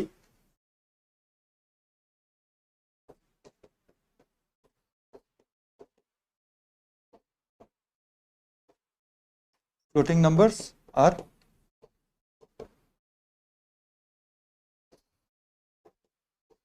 डेसिमल पॉइंट नंबर्स। दूसरे शब्दों में ये कंप्लीट नंबर नहीं है, ये नंबर फ्लोट हो रहे हैं थोड़ा थोड़ा थोड़ा, डेसिमल पॉइंट बदलता चला जाएगा, ये नंबर फ्लोट होते चले जाएंगे। तो that means it becomes what, it becomes a floating number. हाँ, ये मेरे साथ लिख लो, ये रफ में चलेगा। पहले तो पीछे वाला लिख लेना, अगर नहीं लिखे हो तो अभी एक सेकंड रुक जाओ, मैं पीछे वाले स्लाइड को ओपन कर दूंगा। ये अब बस एक एग्जांपल लिख करके पीछे वाले स्लाइड को ओपन कर दूंगा, तो उसको रफ में आप नोट कर लेना, फिर मैं थोड़ा सा डिक्टेट कर दूंगा आप लोगों को, ठीक है। तो floating numbers, decimal point numbers,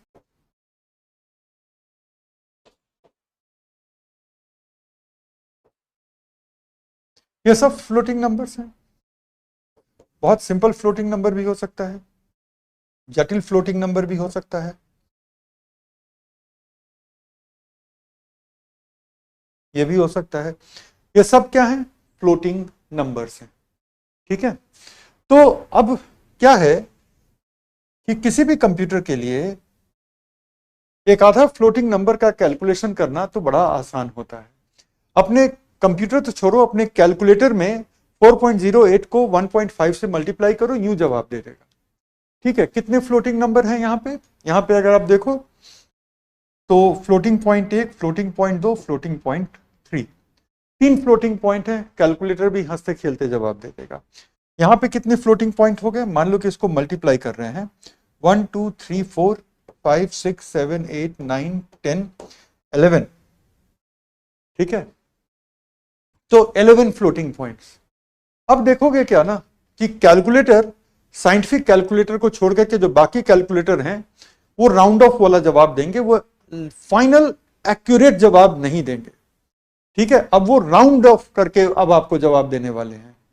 तो कम कैलकुलेटर की क्षमता दिख गई आपको। ठीक है, अब एक काम करो, माइक्रोसॉफ्ट एक्सेल कितने लोग जानते हैं इस क्लास में? कितने लोगों ने माइक्रोसॉफ्ट एक्सेल का नाम सुना है?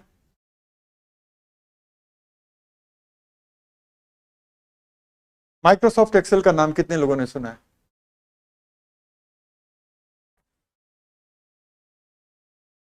सुना है, ठीक है। वैसे तो जवाब सबको देना चाहिए था कि हाँ सर सुना है। यही होता ना कि कुछ लोगों ने पहले से सुन रखा होगा, कुछ लोगों ने अभी अभी सुना होगा। मैंने जब माइक्रोसॉफ्ट एक्सेल बोला तो सुना तो सब लोगों ने। मैंने क्या पूछा था, माइक्रोसॉफ्ट एक्सेल का नाम सुना है? बोल देते हाँ सर सुना है। फिर मुझे पूछने देते कि कब सुना, तो आप कहते सर अभी अभी सुने हैं। तो चलो छोड़ो। तो एक्सेल एक कैलकुलेशन करने का, ठीक है, एक्सेल एक कैलकुलेशन करने का सॉफ्टवेयर है।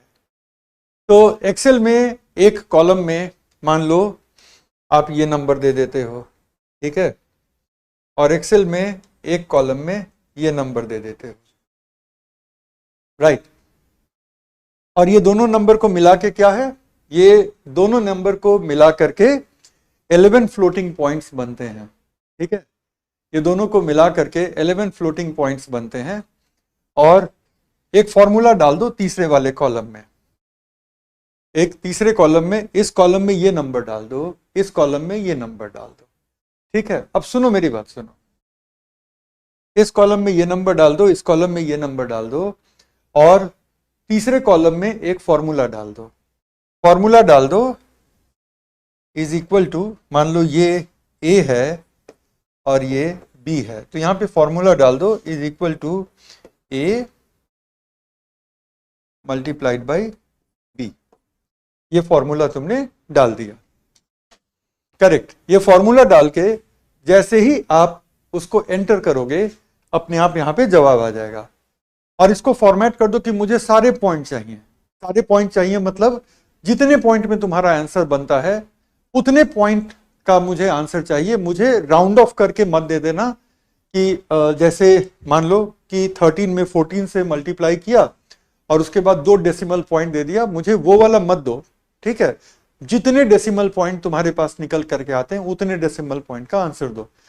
तो 11 फ्लोटिंग पॉइंट पर बेस्ड कैलकुलेशन है।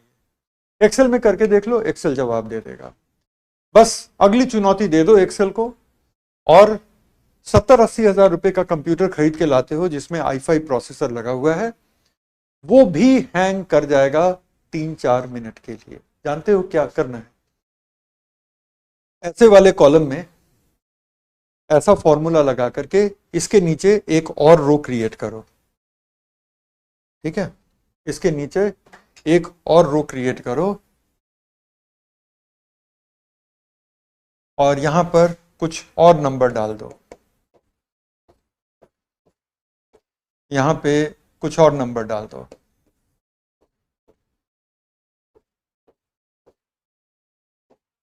ऐसे। और सेम फॉर्मूला को यहां भी कॉपी कर लेना। ठीक है, और ऐसे करके कुछ नहीं, 500 कॉलम, ये नंबर भी लिख लें। कौन है ये? मासूम बच्चा। ठीक है, अरे नहीं लिखना है नंबर, कैसी बातें कर रहे हो? ठीक है, ये ऐसे 500 रो क्रिएट कर लो नंबर्स का, और एक्सेल को बोलो कि जरा सब में एक ही फॉर्मूला को कॉपी करो और एंटर कर दो, और बोलो कि जरा मुझे रिजल्ट दे दो, और तुम देख लो कि कंप्यूटर हैंग कर जाएगा। ठीक है, कंप्यूटर 500 कॉलम में हैंग कर जाएगा। 11 floating point on an average है। ठीक है, 11 floating point on an average है, और ये 500 कॉलम आपने दिया। ठीक है, तो बस इतने ही फ्लोटिंग पॉइंट ऑपरेशन आपने एक्सेल को दिया, 5500 दिया, और आपका कंप्यूटर आपने 70,000 में लेनोवो, HP, कोई भी i5, i7 ले लिया है, वो रो पड़ेगा।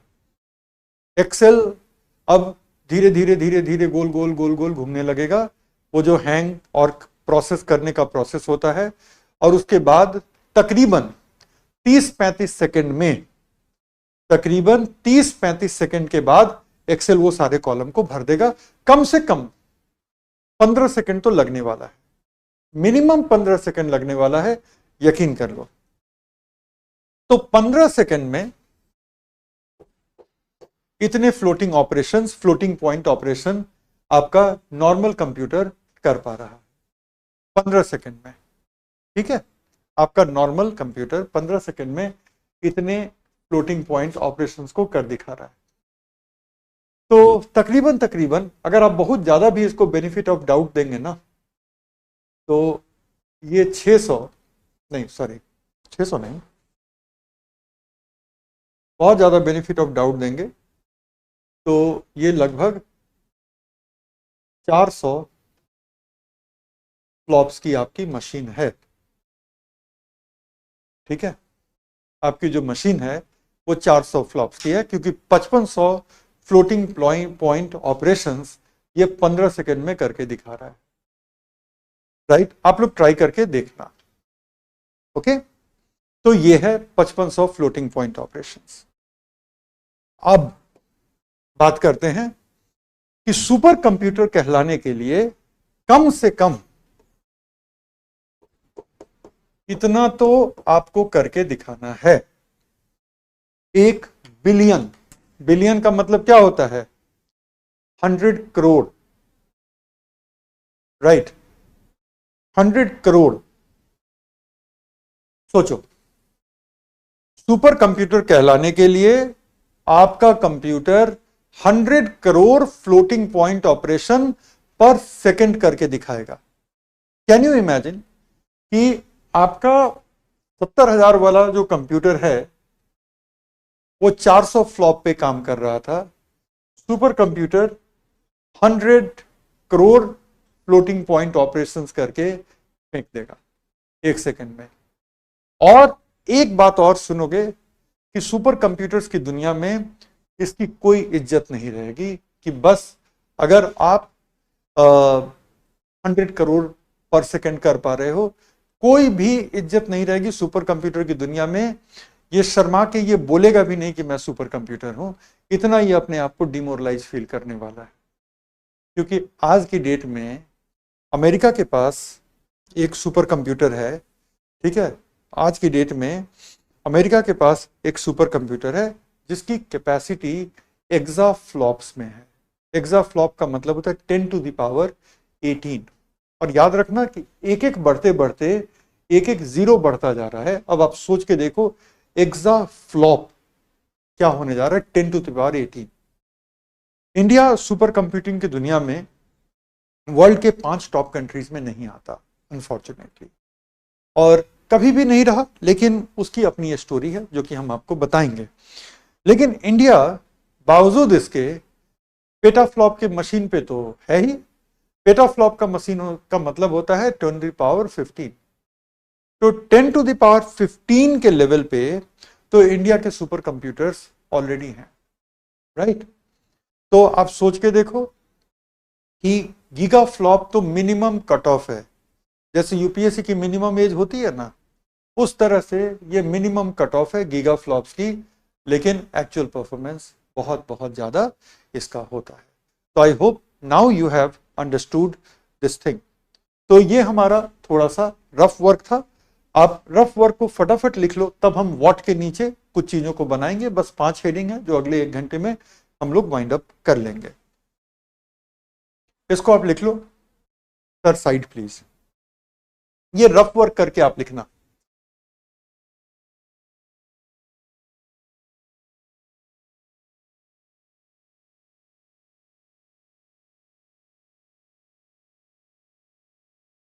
मैं बोर्ड के सामने से हट गया हूं, लिख लिए हैं। फ्लोटिंग नंबर्स की नीड कहां है? देखो, जब आप बहुत ज्यादा कॉम्प्लेक्स ऑपरेशंस, साइंटिफिक रिसर्च जहां पे आप यूज करते हो, तो बहुत सारे इक्वेशन होते हैं जहां पे आपको फ्लोटिंग नंबर्स की नीड पड़ने वाली है। तो फ्लोटिंग नंबर्स की नीड हमें पड़े या ना पड़े, मैं ये नहीं कह रहा कि सुपर कंप्यूटर से सिर्फ आप फ्लोटिंग ऑपरेशंस का काम लेते हैं, उससे बहुत ज्यादा जटिल काम भी आप लेते हैं, लेकिन ये एक अच्छा इंडिकेटर है। फ्लोटिंग पॉइंट ऑपरेशन जो है एक बहुत शानदार इंडिकेटर है कि ये कंप्यूटर काफी ज्यादा कैपेबल है। ठीक है, चलिए अब हम आ जाते हैं प्रॉपर वॉट वाले पॉइंट पर।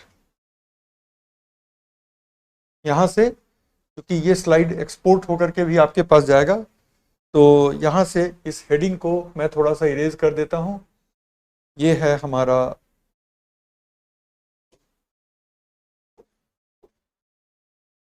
Rough work.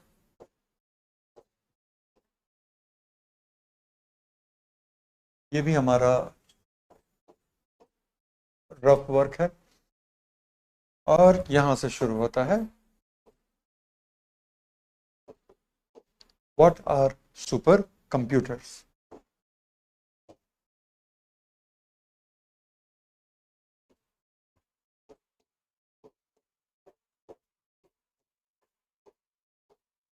किसी समय पर विश्व में उपलब्ध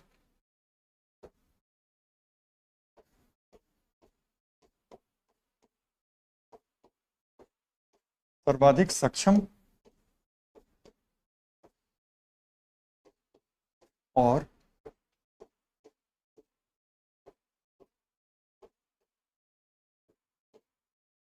तेज कंप्यूटर, इनको हम कहते हैं सुपर कंप्यूटर। ठीक है,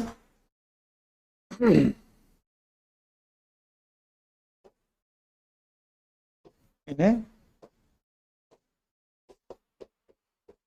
HPC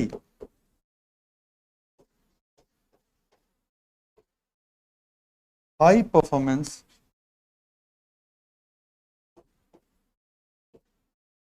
कंप्यूटर्स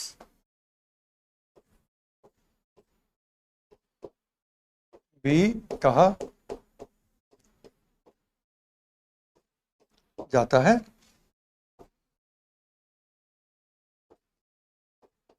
वर्तमान में न्यूनतम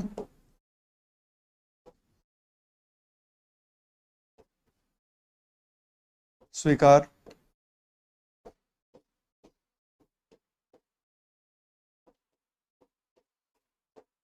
सुपर कंप्यूटिंग क्षमता कितने की होनी चाहिए? वो होनी चाहिए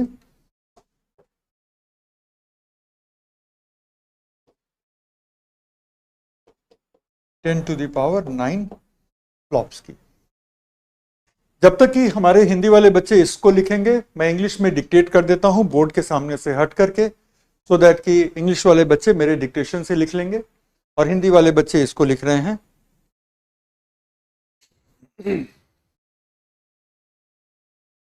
the most capable and fastest computers, first point है the most capable and fastest computers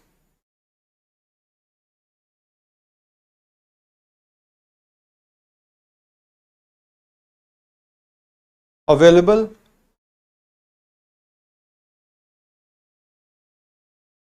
the most capable and fastest computers, plural लिखिएगा, ठीक है, प्लूरल लिखिएगा, computers available at a certain point of time in the world, available at a certain point of time in the world. Next point, also known as high performance computers, also known as high performance computers और HPC और HPC।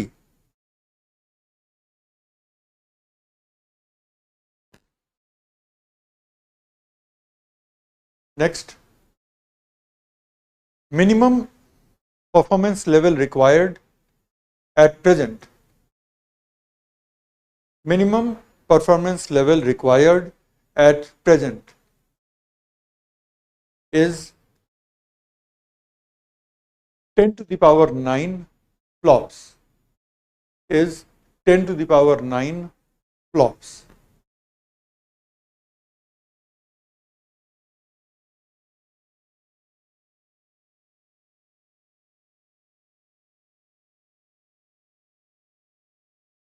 Ten to the power 9 flops. चलिए अब हम next point पर आते हैं। नाम याद रखिएगा, कभी पीटी में पूछ लिया तो काम आ जाएगा। लिनपैक बेंच मार्क। लिनपैक बेंचमार्क जो है ना, सुपर कंप्यूटर की क्षमता को मेजर करने के लिए इस्तेमाल किया जाता है।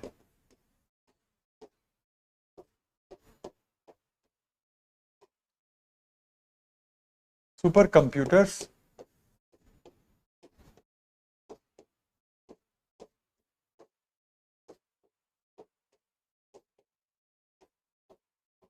क्षमता आकलन के लिए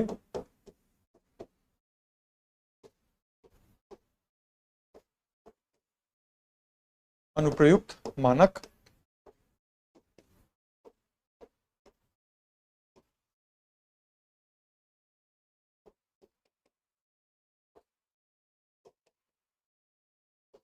फ्लोटिंग पॉइंट्स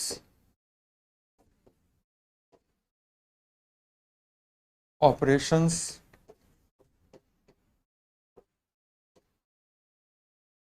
पर सेकेंड।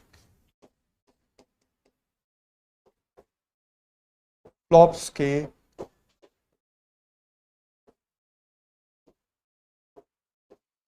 आधार पर।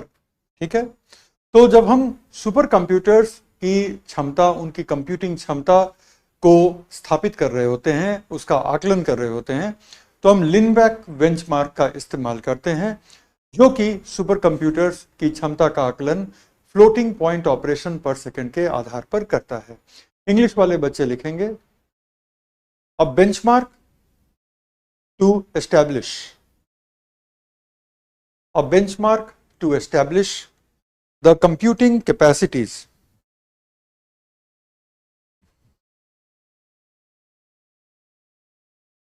a benchmark to establish the computing capacities of supercomputers.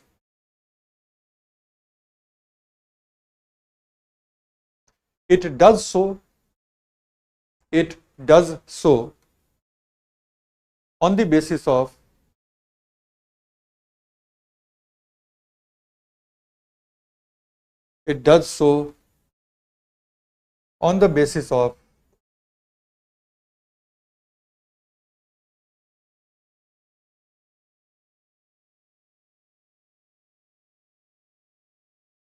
floating points operations per second.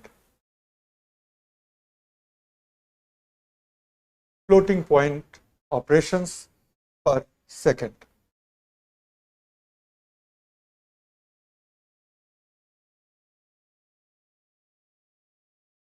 ठीक है, और उसको हम कहते हैं फ्लॉप्स।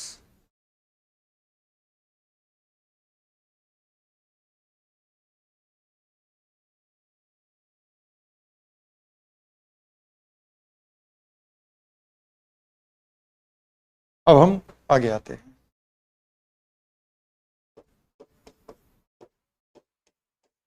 फ्लॉप्स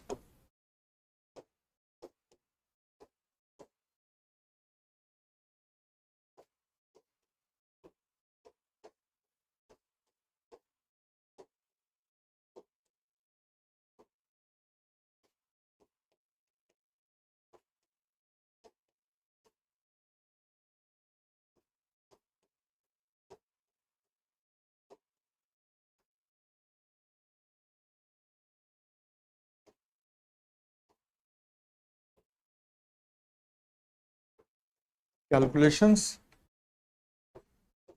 involving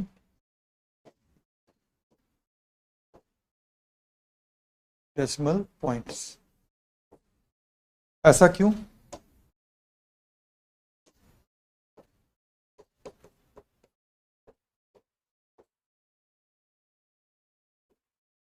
फ्लॉप्स ही क्यों?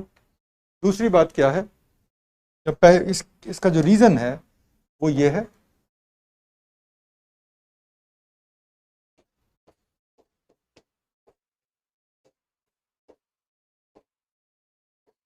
जटिल समीकरणों में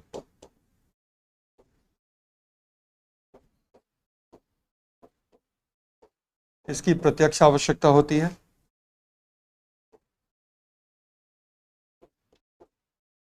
दूसरा,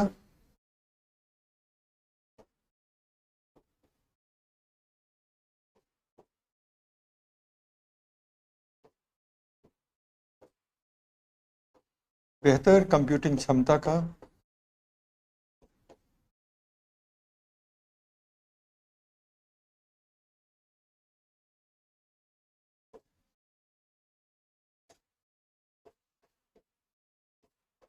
एक विश्वसनीय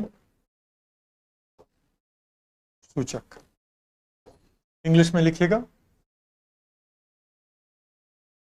इसके रीजन, डायरेक्टली रिक्वायर्ड, ये पहला रीजन है, directly required to solve complex equations, directly required to solve complex equations.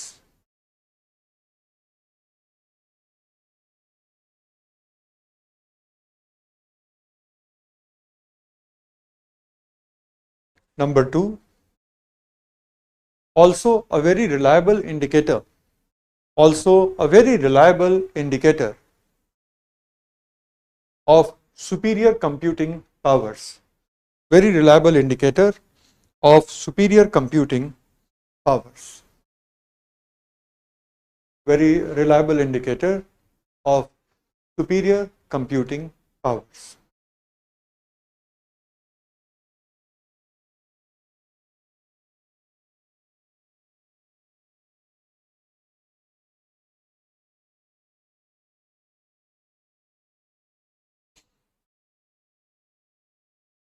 अच्छा, किसी बच्चे ने पूछा है कि सर क्या पढ़ा रहे हैं, तो पता ही होना चाहिए, बायोटेक्नोलॉजी की क्लास चल रही है ना, जीन थेरेपी पढ़ रहे हैं हम लोग। तो जिसने भी पूछा है सर क्या पढ़ा रहे हैं, तो बायोटेक्नोलॉजी या जीन थेरेपी पढ़ रहे हैं। बाकी लोगों को पहले ही से पता है।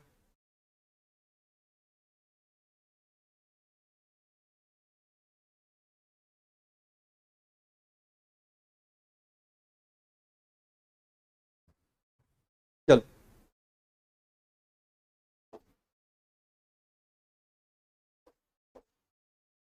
10⁹ को हम कहते हैं गीगाफ्लॉप्स। इधर राइट में लिखने की जगह छोड़िएगा, कुछ सोच के जगह छोड़ना होगा।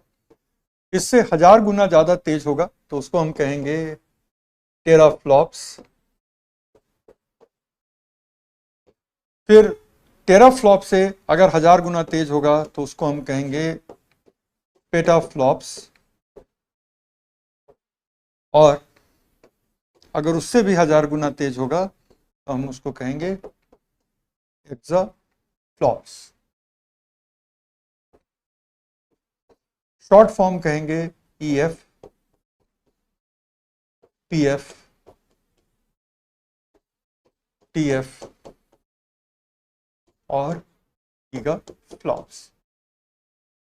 अब राइट में जगह छोड़ा था कुछ खास कमेंट के लिए। ये जो है मिनिमम रिक्वायरमेंट है, अगर किसी मशीन को सुपर कंप्यूटर कहलाना है तो आज की डेट का ये मिनिमम रिक्वायरमेंट है। जब मैं कहता हूं आज की डेट तो इसका मतलब है इन 2023। आने वाले वक्त में ये बढ़ेगा और मेरा यकीन है कि कम से कम 2024 के आखिर में ये टेराफ्लॉप मिनिमम रिक्वायरमेंट हो जाएगी। ठीक है, इसके बाद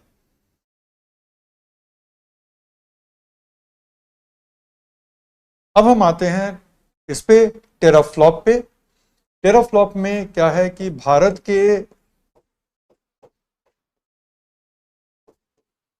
ज्यादातर super computer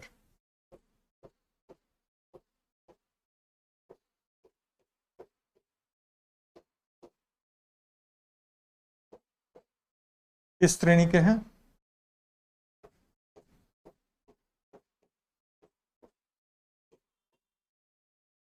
most of the super computers of India, ठीक है, most of the super computers of India fall in this category. English में लिखिएगा, most of the super computers of India fall in this category. Petaflops,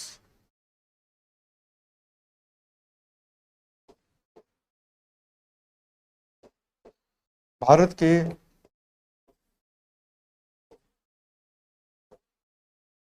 कुछ super computers की अधिकतम क्षमता,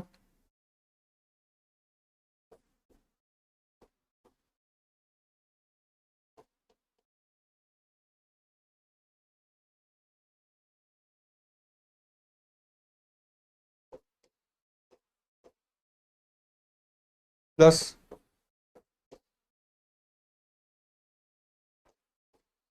विश्व के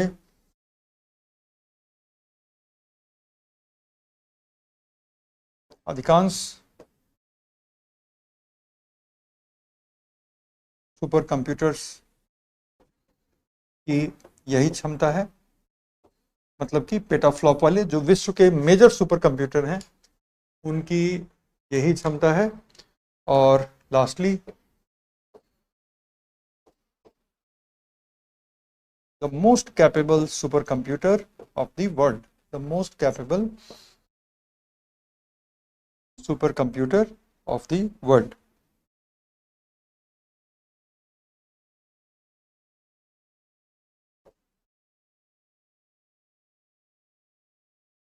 विश्व के सबसे तेज सुपर कंप्यूटर इस वाली श्रेणी में आ रहे हैं, ठीक है।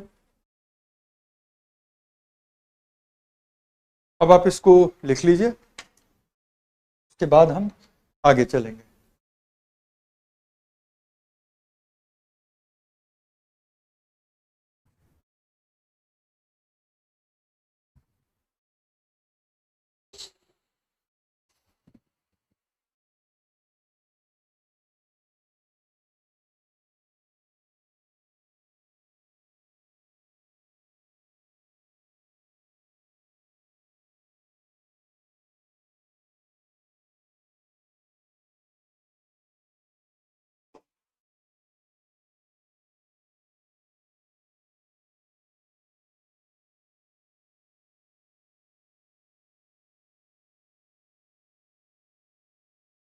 डन, चलिए अब हम आते हैं आर पीक और आर मैक्स।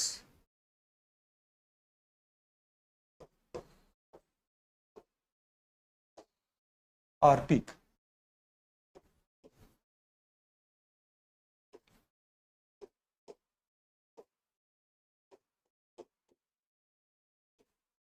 किसी भी सुपर कंप्यूटर के लिए अधिकतम संभव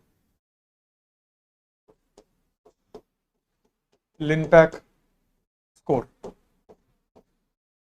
the maximum possible Linpack score for any supercomputer in terms of flops. So mostly petaflop, exaflop वगैरह में तो वो आर पीक होता है कि थियोरेटिकली ये वो मैक्सिमम लेवल है जहां तक मेरा सुपर कंप्यूटर जा सकता है थियोरेटिकली, ठीक है। लेकिन मोस्टली आर मैक्स होता है, वो होता है वास्तविक परिस्थितियों में अर्जित, मतलब कि मैक्सिमम अचीव्ड,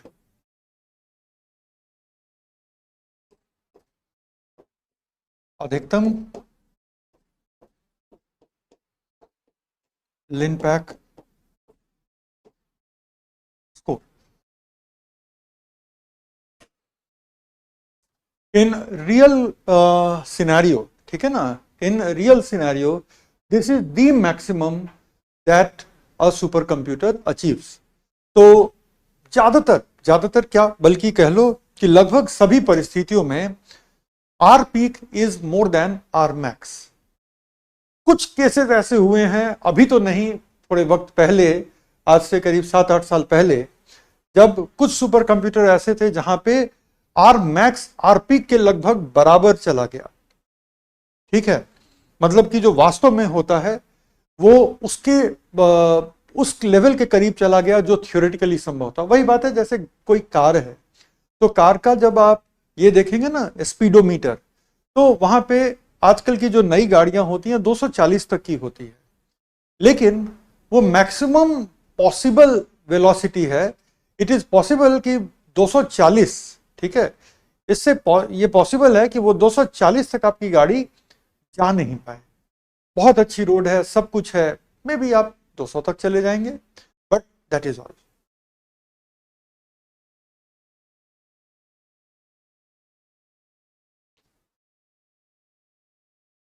चलो ये लिख लिया आपने, इसको इंग्लिश में ट्रांसलेट कर दे रहे हैं। R peak, the maximum theoretically possible, the maximum theoretically possible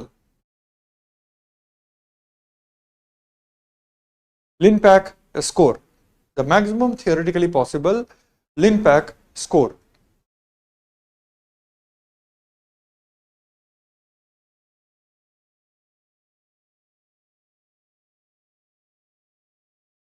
Right?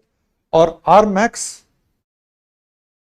the maximum Lin-Pack score, the maximum Lin-Pack score achieved under actual operations, achieved under actual operations.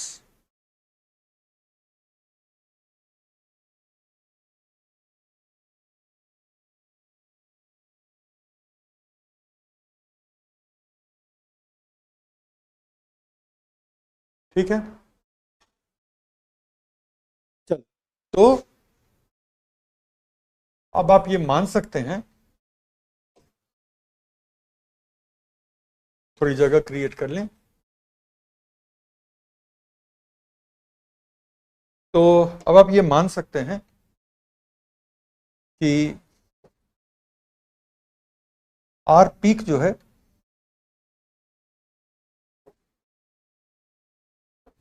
is mostly going to be higher than R max.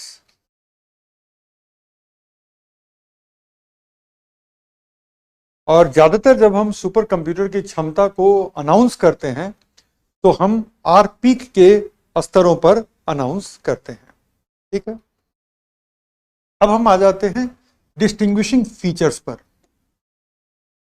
ये हमारा segment 2 है।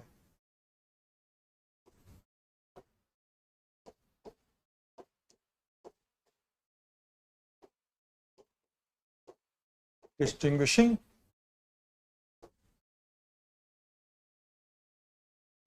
Features.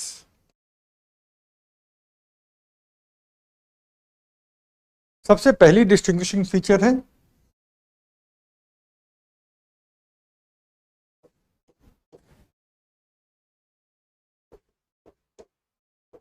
अत्यधिक उच्च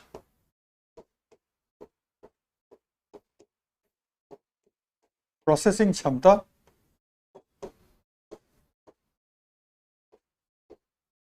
तथा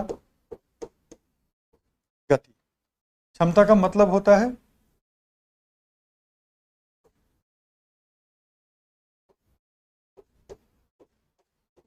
data की मात्रा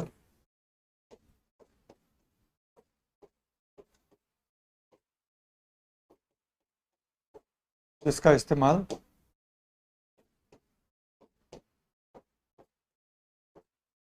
निर्देश को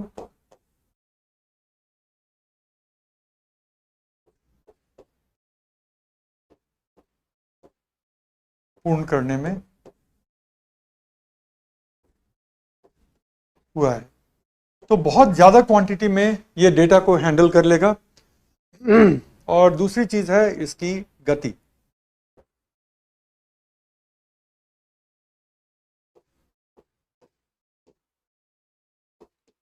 समाधान में लगा समय। इंग्लिश में लिखिए,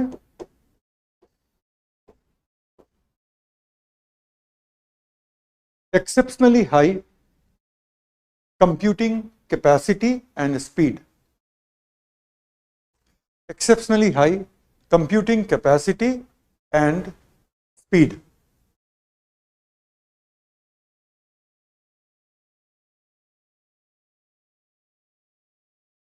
By capacity, the amount of data.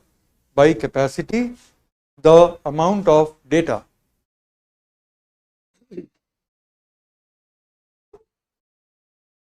is considered, the amount of data is considered that is required to solve,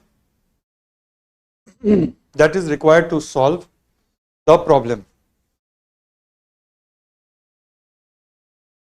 That is required to solve the problem.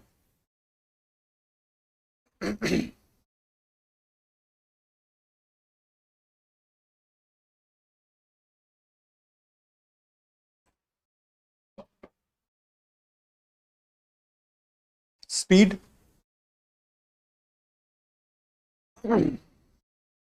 is the less time taken. Speed is the less time taken in solving the problem.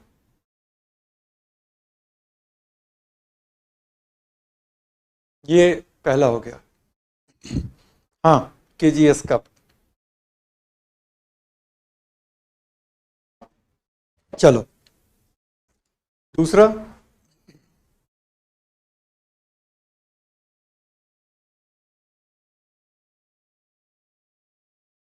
Second.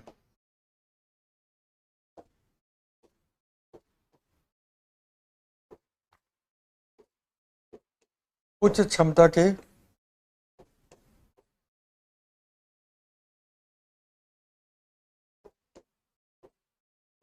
कई core वाले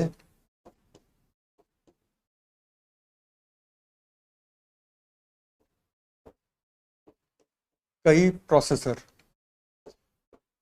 ठीक है, तो बहुत सारे processor यहां पर लगाए जाते हैं. सिर्फ एक प्रोसेसर नहीं होता, बहुत बड़ी संख्या में प्रोसेसर यहां पे लगाए हुए होते हैं और हर एक प्रोसेसर कई प्रोसेसिंग कोर का बना होता है. जैसे अब आप लोग सुनते होंगे 8 कोर का प्रोसेसर है. इंटेल का जो नए नए जनरेशन के हैं वो क्वाड कोर है, मतलब 4 कोर. हेक्सा कोर हैं 6 कोर. 8 कोर वाले हैं, 12 कोर वाले प्रोसेसर्स हैं. तो कई कोर वाले, और यहाँ पे 8 12 की बात नहीं हो रही है, यहाँ पे थाउजेंड्स ऑफ कोर वाले, थाउजेंड्स ऑफ प्रोसेसर लगाए जाते हैं, तभी ये कुछ 100 करोड़ के कंप्यूटर बनते हैं. ठीक है,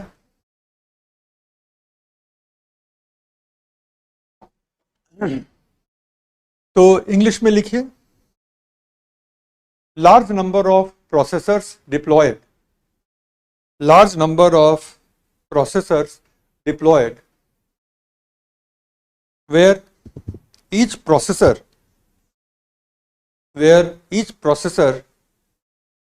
has a large number of core. Where each processor has a large number of core. core क्या होता है? core का मतलब है एक प्रोसेसर में एक्चुअली कितने प्रोसेसिंग यूनिट्स होते हैं. तो उससे क्या होता है, पैरेलल प्रोसेसिंग हो जाती है. मान लो एक बात कहता हूं कि एक प्रोसेसर है, मैं कहता हूं ये 8 कोर का प्रोसेसर है, 8 कोर का प्रोसेसर है. इसका मतलब है कि एक बड़े प्रोसेसर स्ट्रक्चर में 8 प्रोसेसर यूनिट्स लगे हुए हैं. तो किसी भी समय 8 different types of problems can easily be handled by that processor. ठीक है, तो ये हो गया. तीसरा जो पॉइंट है हमारा वो है पैरेलल प्रोसेसिंग.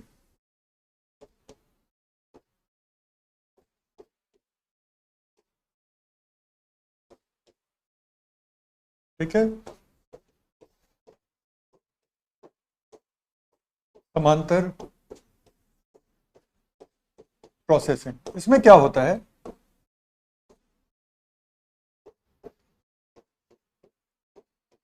कि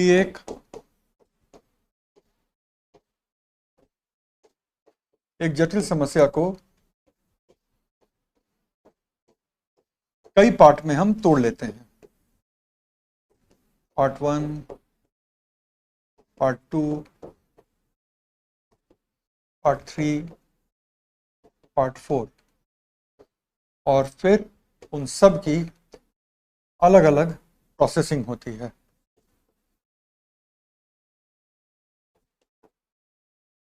और उसके बाद रिजल्ट मिलता है। बेसिकली मान लो कि अगर मैं कहूं कि आप अकेले बैठ करके हिंदू न्यूज़पेपर से करंट अफेयर के डेली हाथ से नोट्स बनाओ, आप अकेले बैठ करके बना रहे हो, राइट? आप अकेले बैठ के नोट्स बना रहे हो, मुमकिन है कि 4 घंटे का वक्त लग जाए। लेकिन मान लो उसी काम को आपने 5 दोस्तों के बीच डिवाइड कर लिया, और कोई दोस्त इंडियन इकोनॉमी पे काम कर रहा है, कोई दोस्त पॉलिटी और गवर्नमेंट पॉलिसीज पे काम कर रहा है, कोई दोस्त साइंस एंड टेक्नोलॉजी पे काम कर रहा है, कोई दोस्त इंटरनेशनल रिलेशन पे काम कर रहा है, और सब लोग पैरेलली काम कर रहे हो, हर कोई अपने अपने एरिया पर कंसंट्रेट कर रहा है। अब क्या होने जा रहा है? अब ये होने जा रहा है कि जो काम आप 5 घंटे में कर रहे थे, अब ये पॉसिबल है कि आप 1 घंटे में कर लेंगे। तो क्या किया हमने? एक जटिल टास्क को कई छोटे हिस्सों में बांटा, और हर हिस्से को अलग लेकिन पैरेलली हम प्रोसेस कर रहे हैं, जिससे कि क्या होता है कि प्रॉब्लम को सॉल्व करने की एफिशिएंसी बढ़ जाती है। मतलब कि अमाउंट ऑफ प्रॉब्लम सॉल्व्ड पर सेकंड वो एक्सपोनेंशियली बढ़ जाती है। तो सुपर कंप्यूटर की एक ये भी खासियत होती है। ये आप लिख लीजिए, इसके बाद आगे चलते हैं।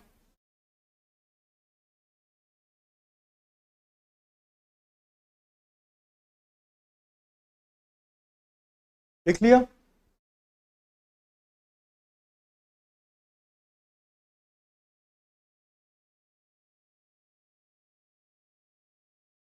डन। नेक्स्ट, ये हमारा पॉइंट नंबर 4 रहा होगा। ठीक, next, very high performance memory.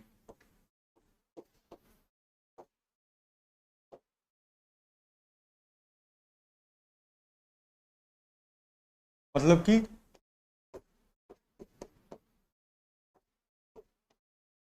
High capacity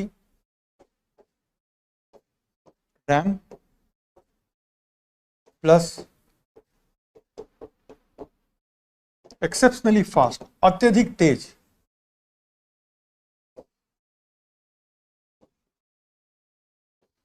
data transmission. मतलब चिप के एक हिस्से से दूसरे हिस्से तक जो डेटा का ट्रांसमिशन होता है, तो एक तो क्या है कि उस डिस्टेंस को मिनिमाइज किया जाता है कि कम से कम दूरी में डेटा ट्रांसफर हो, और दूसरा कि डेटा ट्रांसफर का जो फास्टेस्ट तरीका है उस फास्टेस्ट तरीके को एम्प्लॉय किया जाता है।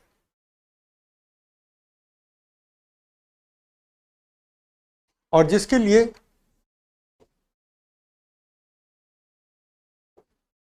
अत्याधुनिक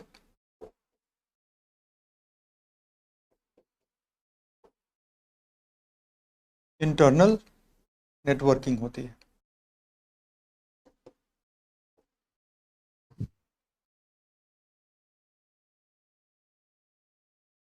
इसके बाद की चीजें बहुत छोटी छोटी हैं।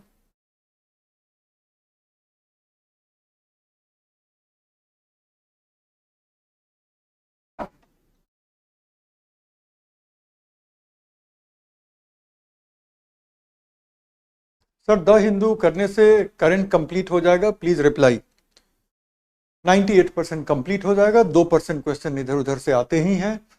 जो आप हिंदू नहीं भी करोगे और कोई दूसरा भी सोर्स करोगे तो भी कुछ क्वेश्चन होंगे जो आपकी रेंज के बाहर होंगे, लेकिन 98% कवर हो जाता है। कोई एक न्यूज़पेपर को हम पिक करके और अगर डिलीजेंटली पूरे साल करें तो वो सबसे आसान होता है। चलिए, नेक्स्ट है। अब तो आसान वाली पॉइंट्स हैं यहाँ पे। ये 5th पॉइंट होगा हमारा।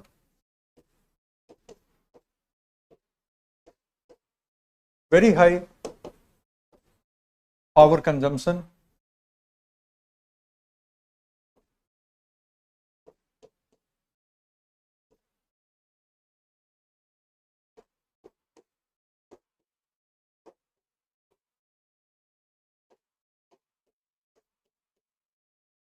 अत्यधिक ऊर्जा खपत बहुत ज़्यादा पावर चाहिए होती है, very high level of heating,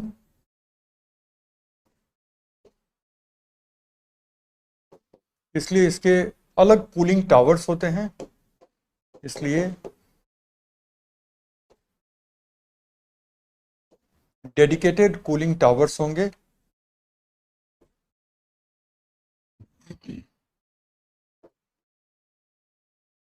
Hindi में लिख लीजिएगा।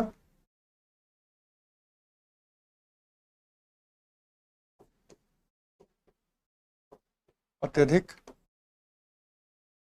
हीटिंग या समीकरण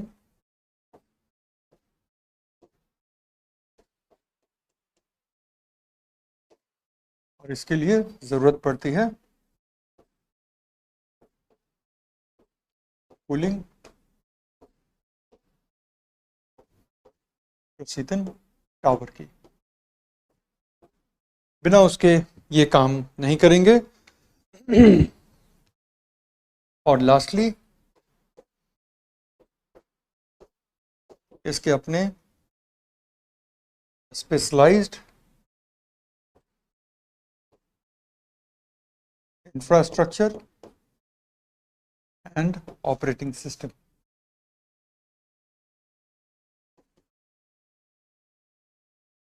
की व्यवस्था होती है। ऑपरेटिंग सिस्टम की चर्चा हम लोगों ने पहले भी की है। ऑपरेटिंग सिस्टम बेसिकली वो सॉफ्टवेयर होता है जिससे कंप्यूटर का हार्डवेयर कोऑर्डिनेट होता है और जिससे कंप्यूटर के जो एप्लीकेशन सॉफ्टवेयर होते हैं वो चलते हैं।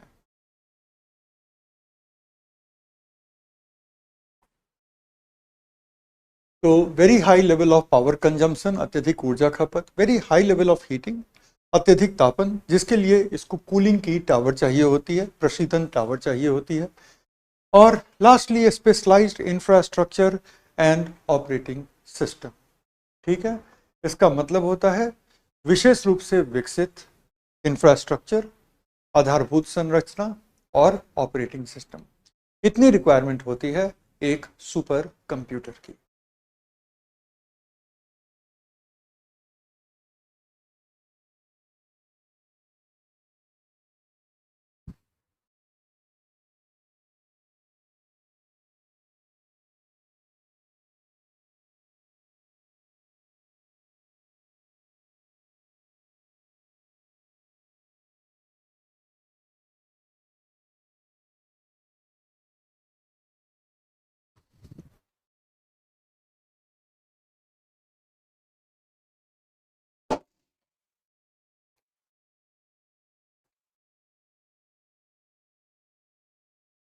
चलिए, साइड भी हट गया।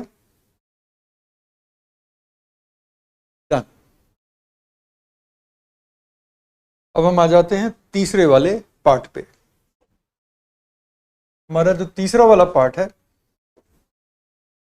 तीसरा पार्ट होता है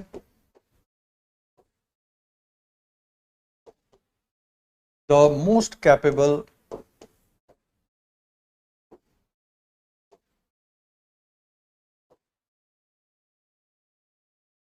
super computers of the world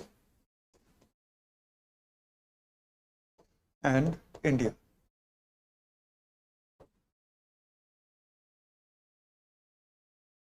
right.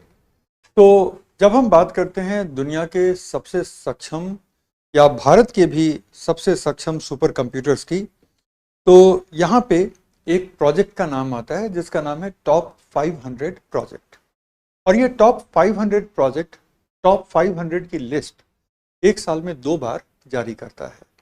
और ये जो लिस्ट है जिसका नाम ही है टॉप 500, उस लिस्ट का पर्पस ये है कि at any point of time world के जो top 500 most capable super computers हैं, वर्ल्ड के जो टॉप 500 सुपर कंप्यूटर्स हैं, उन सुपर कंप्यूटर्स की लिस्ट, उन सुपर कंप्यूटर्स की क्षमता के बारे में पूरी दुनिया को ट्रांसपेरेंटली बताई जाए। तो दुनिया में जहां भी सुपर कंप्यूटिंग की डेवलपमेंट हो रही होती है, वो सुपर कंप्यूटिंग की डेवलपमेंट वो टॉप 500 ऑर्गेनाइजेशन, जिसको हम टॉप 500 प्रोजेक्ट कहते हैं, उसके साथ शेयर की जाती है। और फिर वो हर 6 महीने पे अपने लिस्ट को अपडेट करते हैं। एक बार लगभग जून में अपडेट किया जाता है और दूसरी बार दिसंबर के लास्ट वीक में, क्रिसमस वगैरह के पहले अपडेट करके ये पब्लिश करते हैं। तो ये जो हमारा प्रोजेक्ट है वो 1993 से चल रहा है। ये जो हमारा टॉप 500 प्रोजेक्ट है, और इसमें 3 अमेरिकी इंस्टीट्यूशन हैं जो साइंस एंड टेक्नोलॉजी कंप्यूटिंग से जुड़े हुए हैं। तो 3 ऐसे अमेरिकन संस्थान हैं जिसमें से 2 यूनिवर्सिटी से रिलेटेड संस्थान हैं जो कि इस प्रोजेक्ट को ज्वाइंटली रन करते हैं।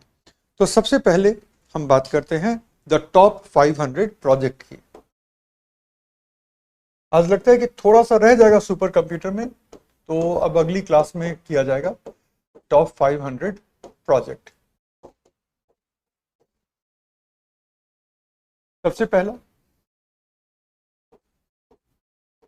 कि वर्ष 1993 से since 1993 run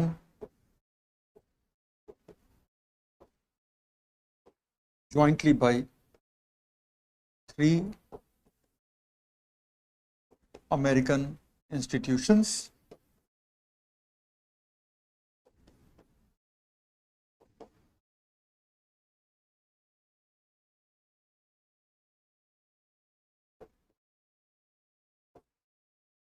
तीन अमेरिकी संस्थानों के द्वारा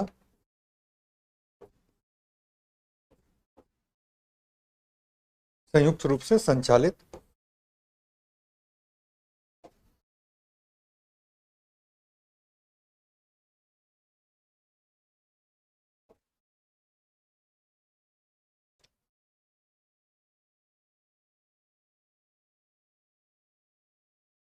संयुक्त रूप से संचालन।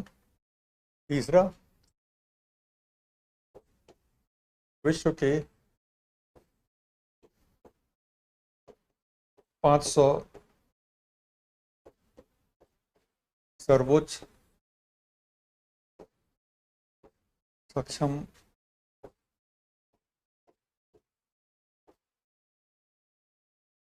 सुपर कंप्यूटर्स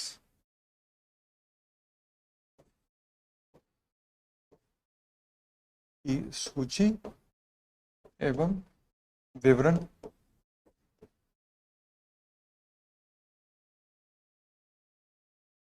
इसको इंग्लिश में लिख लीजिए, list of 500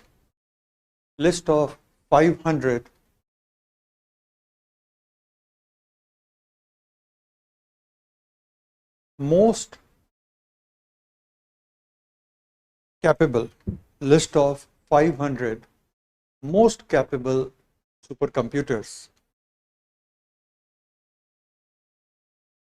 in the world at a point of time. In the world at a point of time.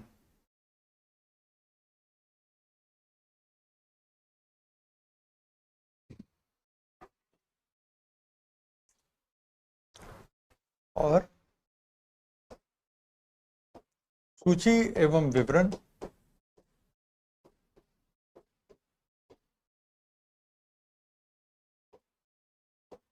वर्ष में 2 बार प्रकाशित।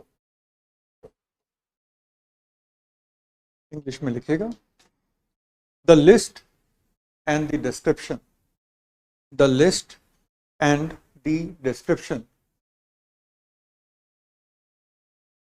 published 2 times in a year. Published 2 times in a year.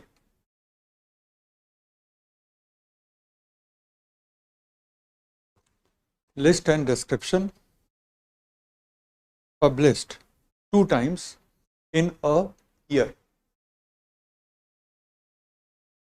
ठीक है, so it is running since 1993. It is run jointly by 3 American institutions, and it prepares a list and description of the world's 500 most capable super computers 2 times in a year, एक बार जून में, एक बार दिसंबर। ठीक है, तो आज अब यहीं पे हमें छोड़ना होगा, समय नहीं है, क्योंकि वर्ल्ड के 5 सुपर कंप्यूटर का टेबल भी बनाना होगा, इंडिया के मेजर सुपर कंप्यूटर का टेबल बनाना होगा। तो अब इन चीज़ों को आज यहीं पे विराम देते हैं, ठीक है ना। तो ये रहेगा टू बी कंटिन्यूड।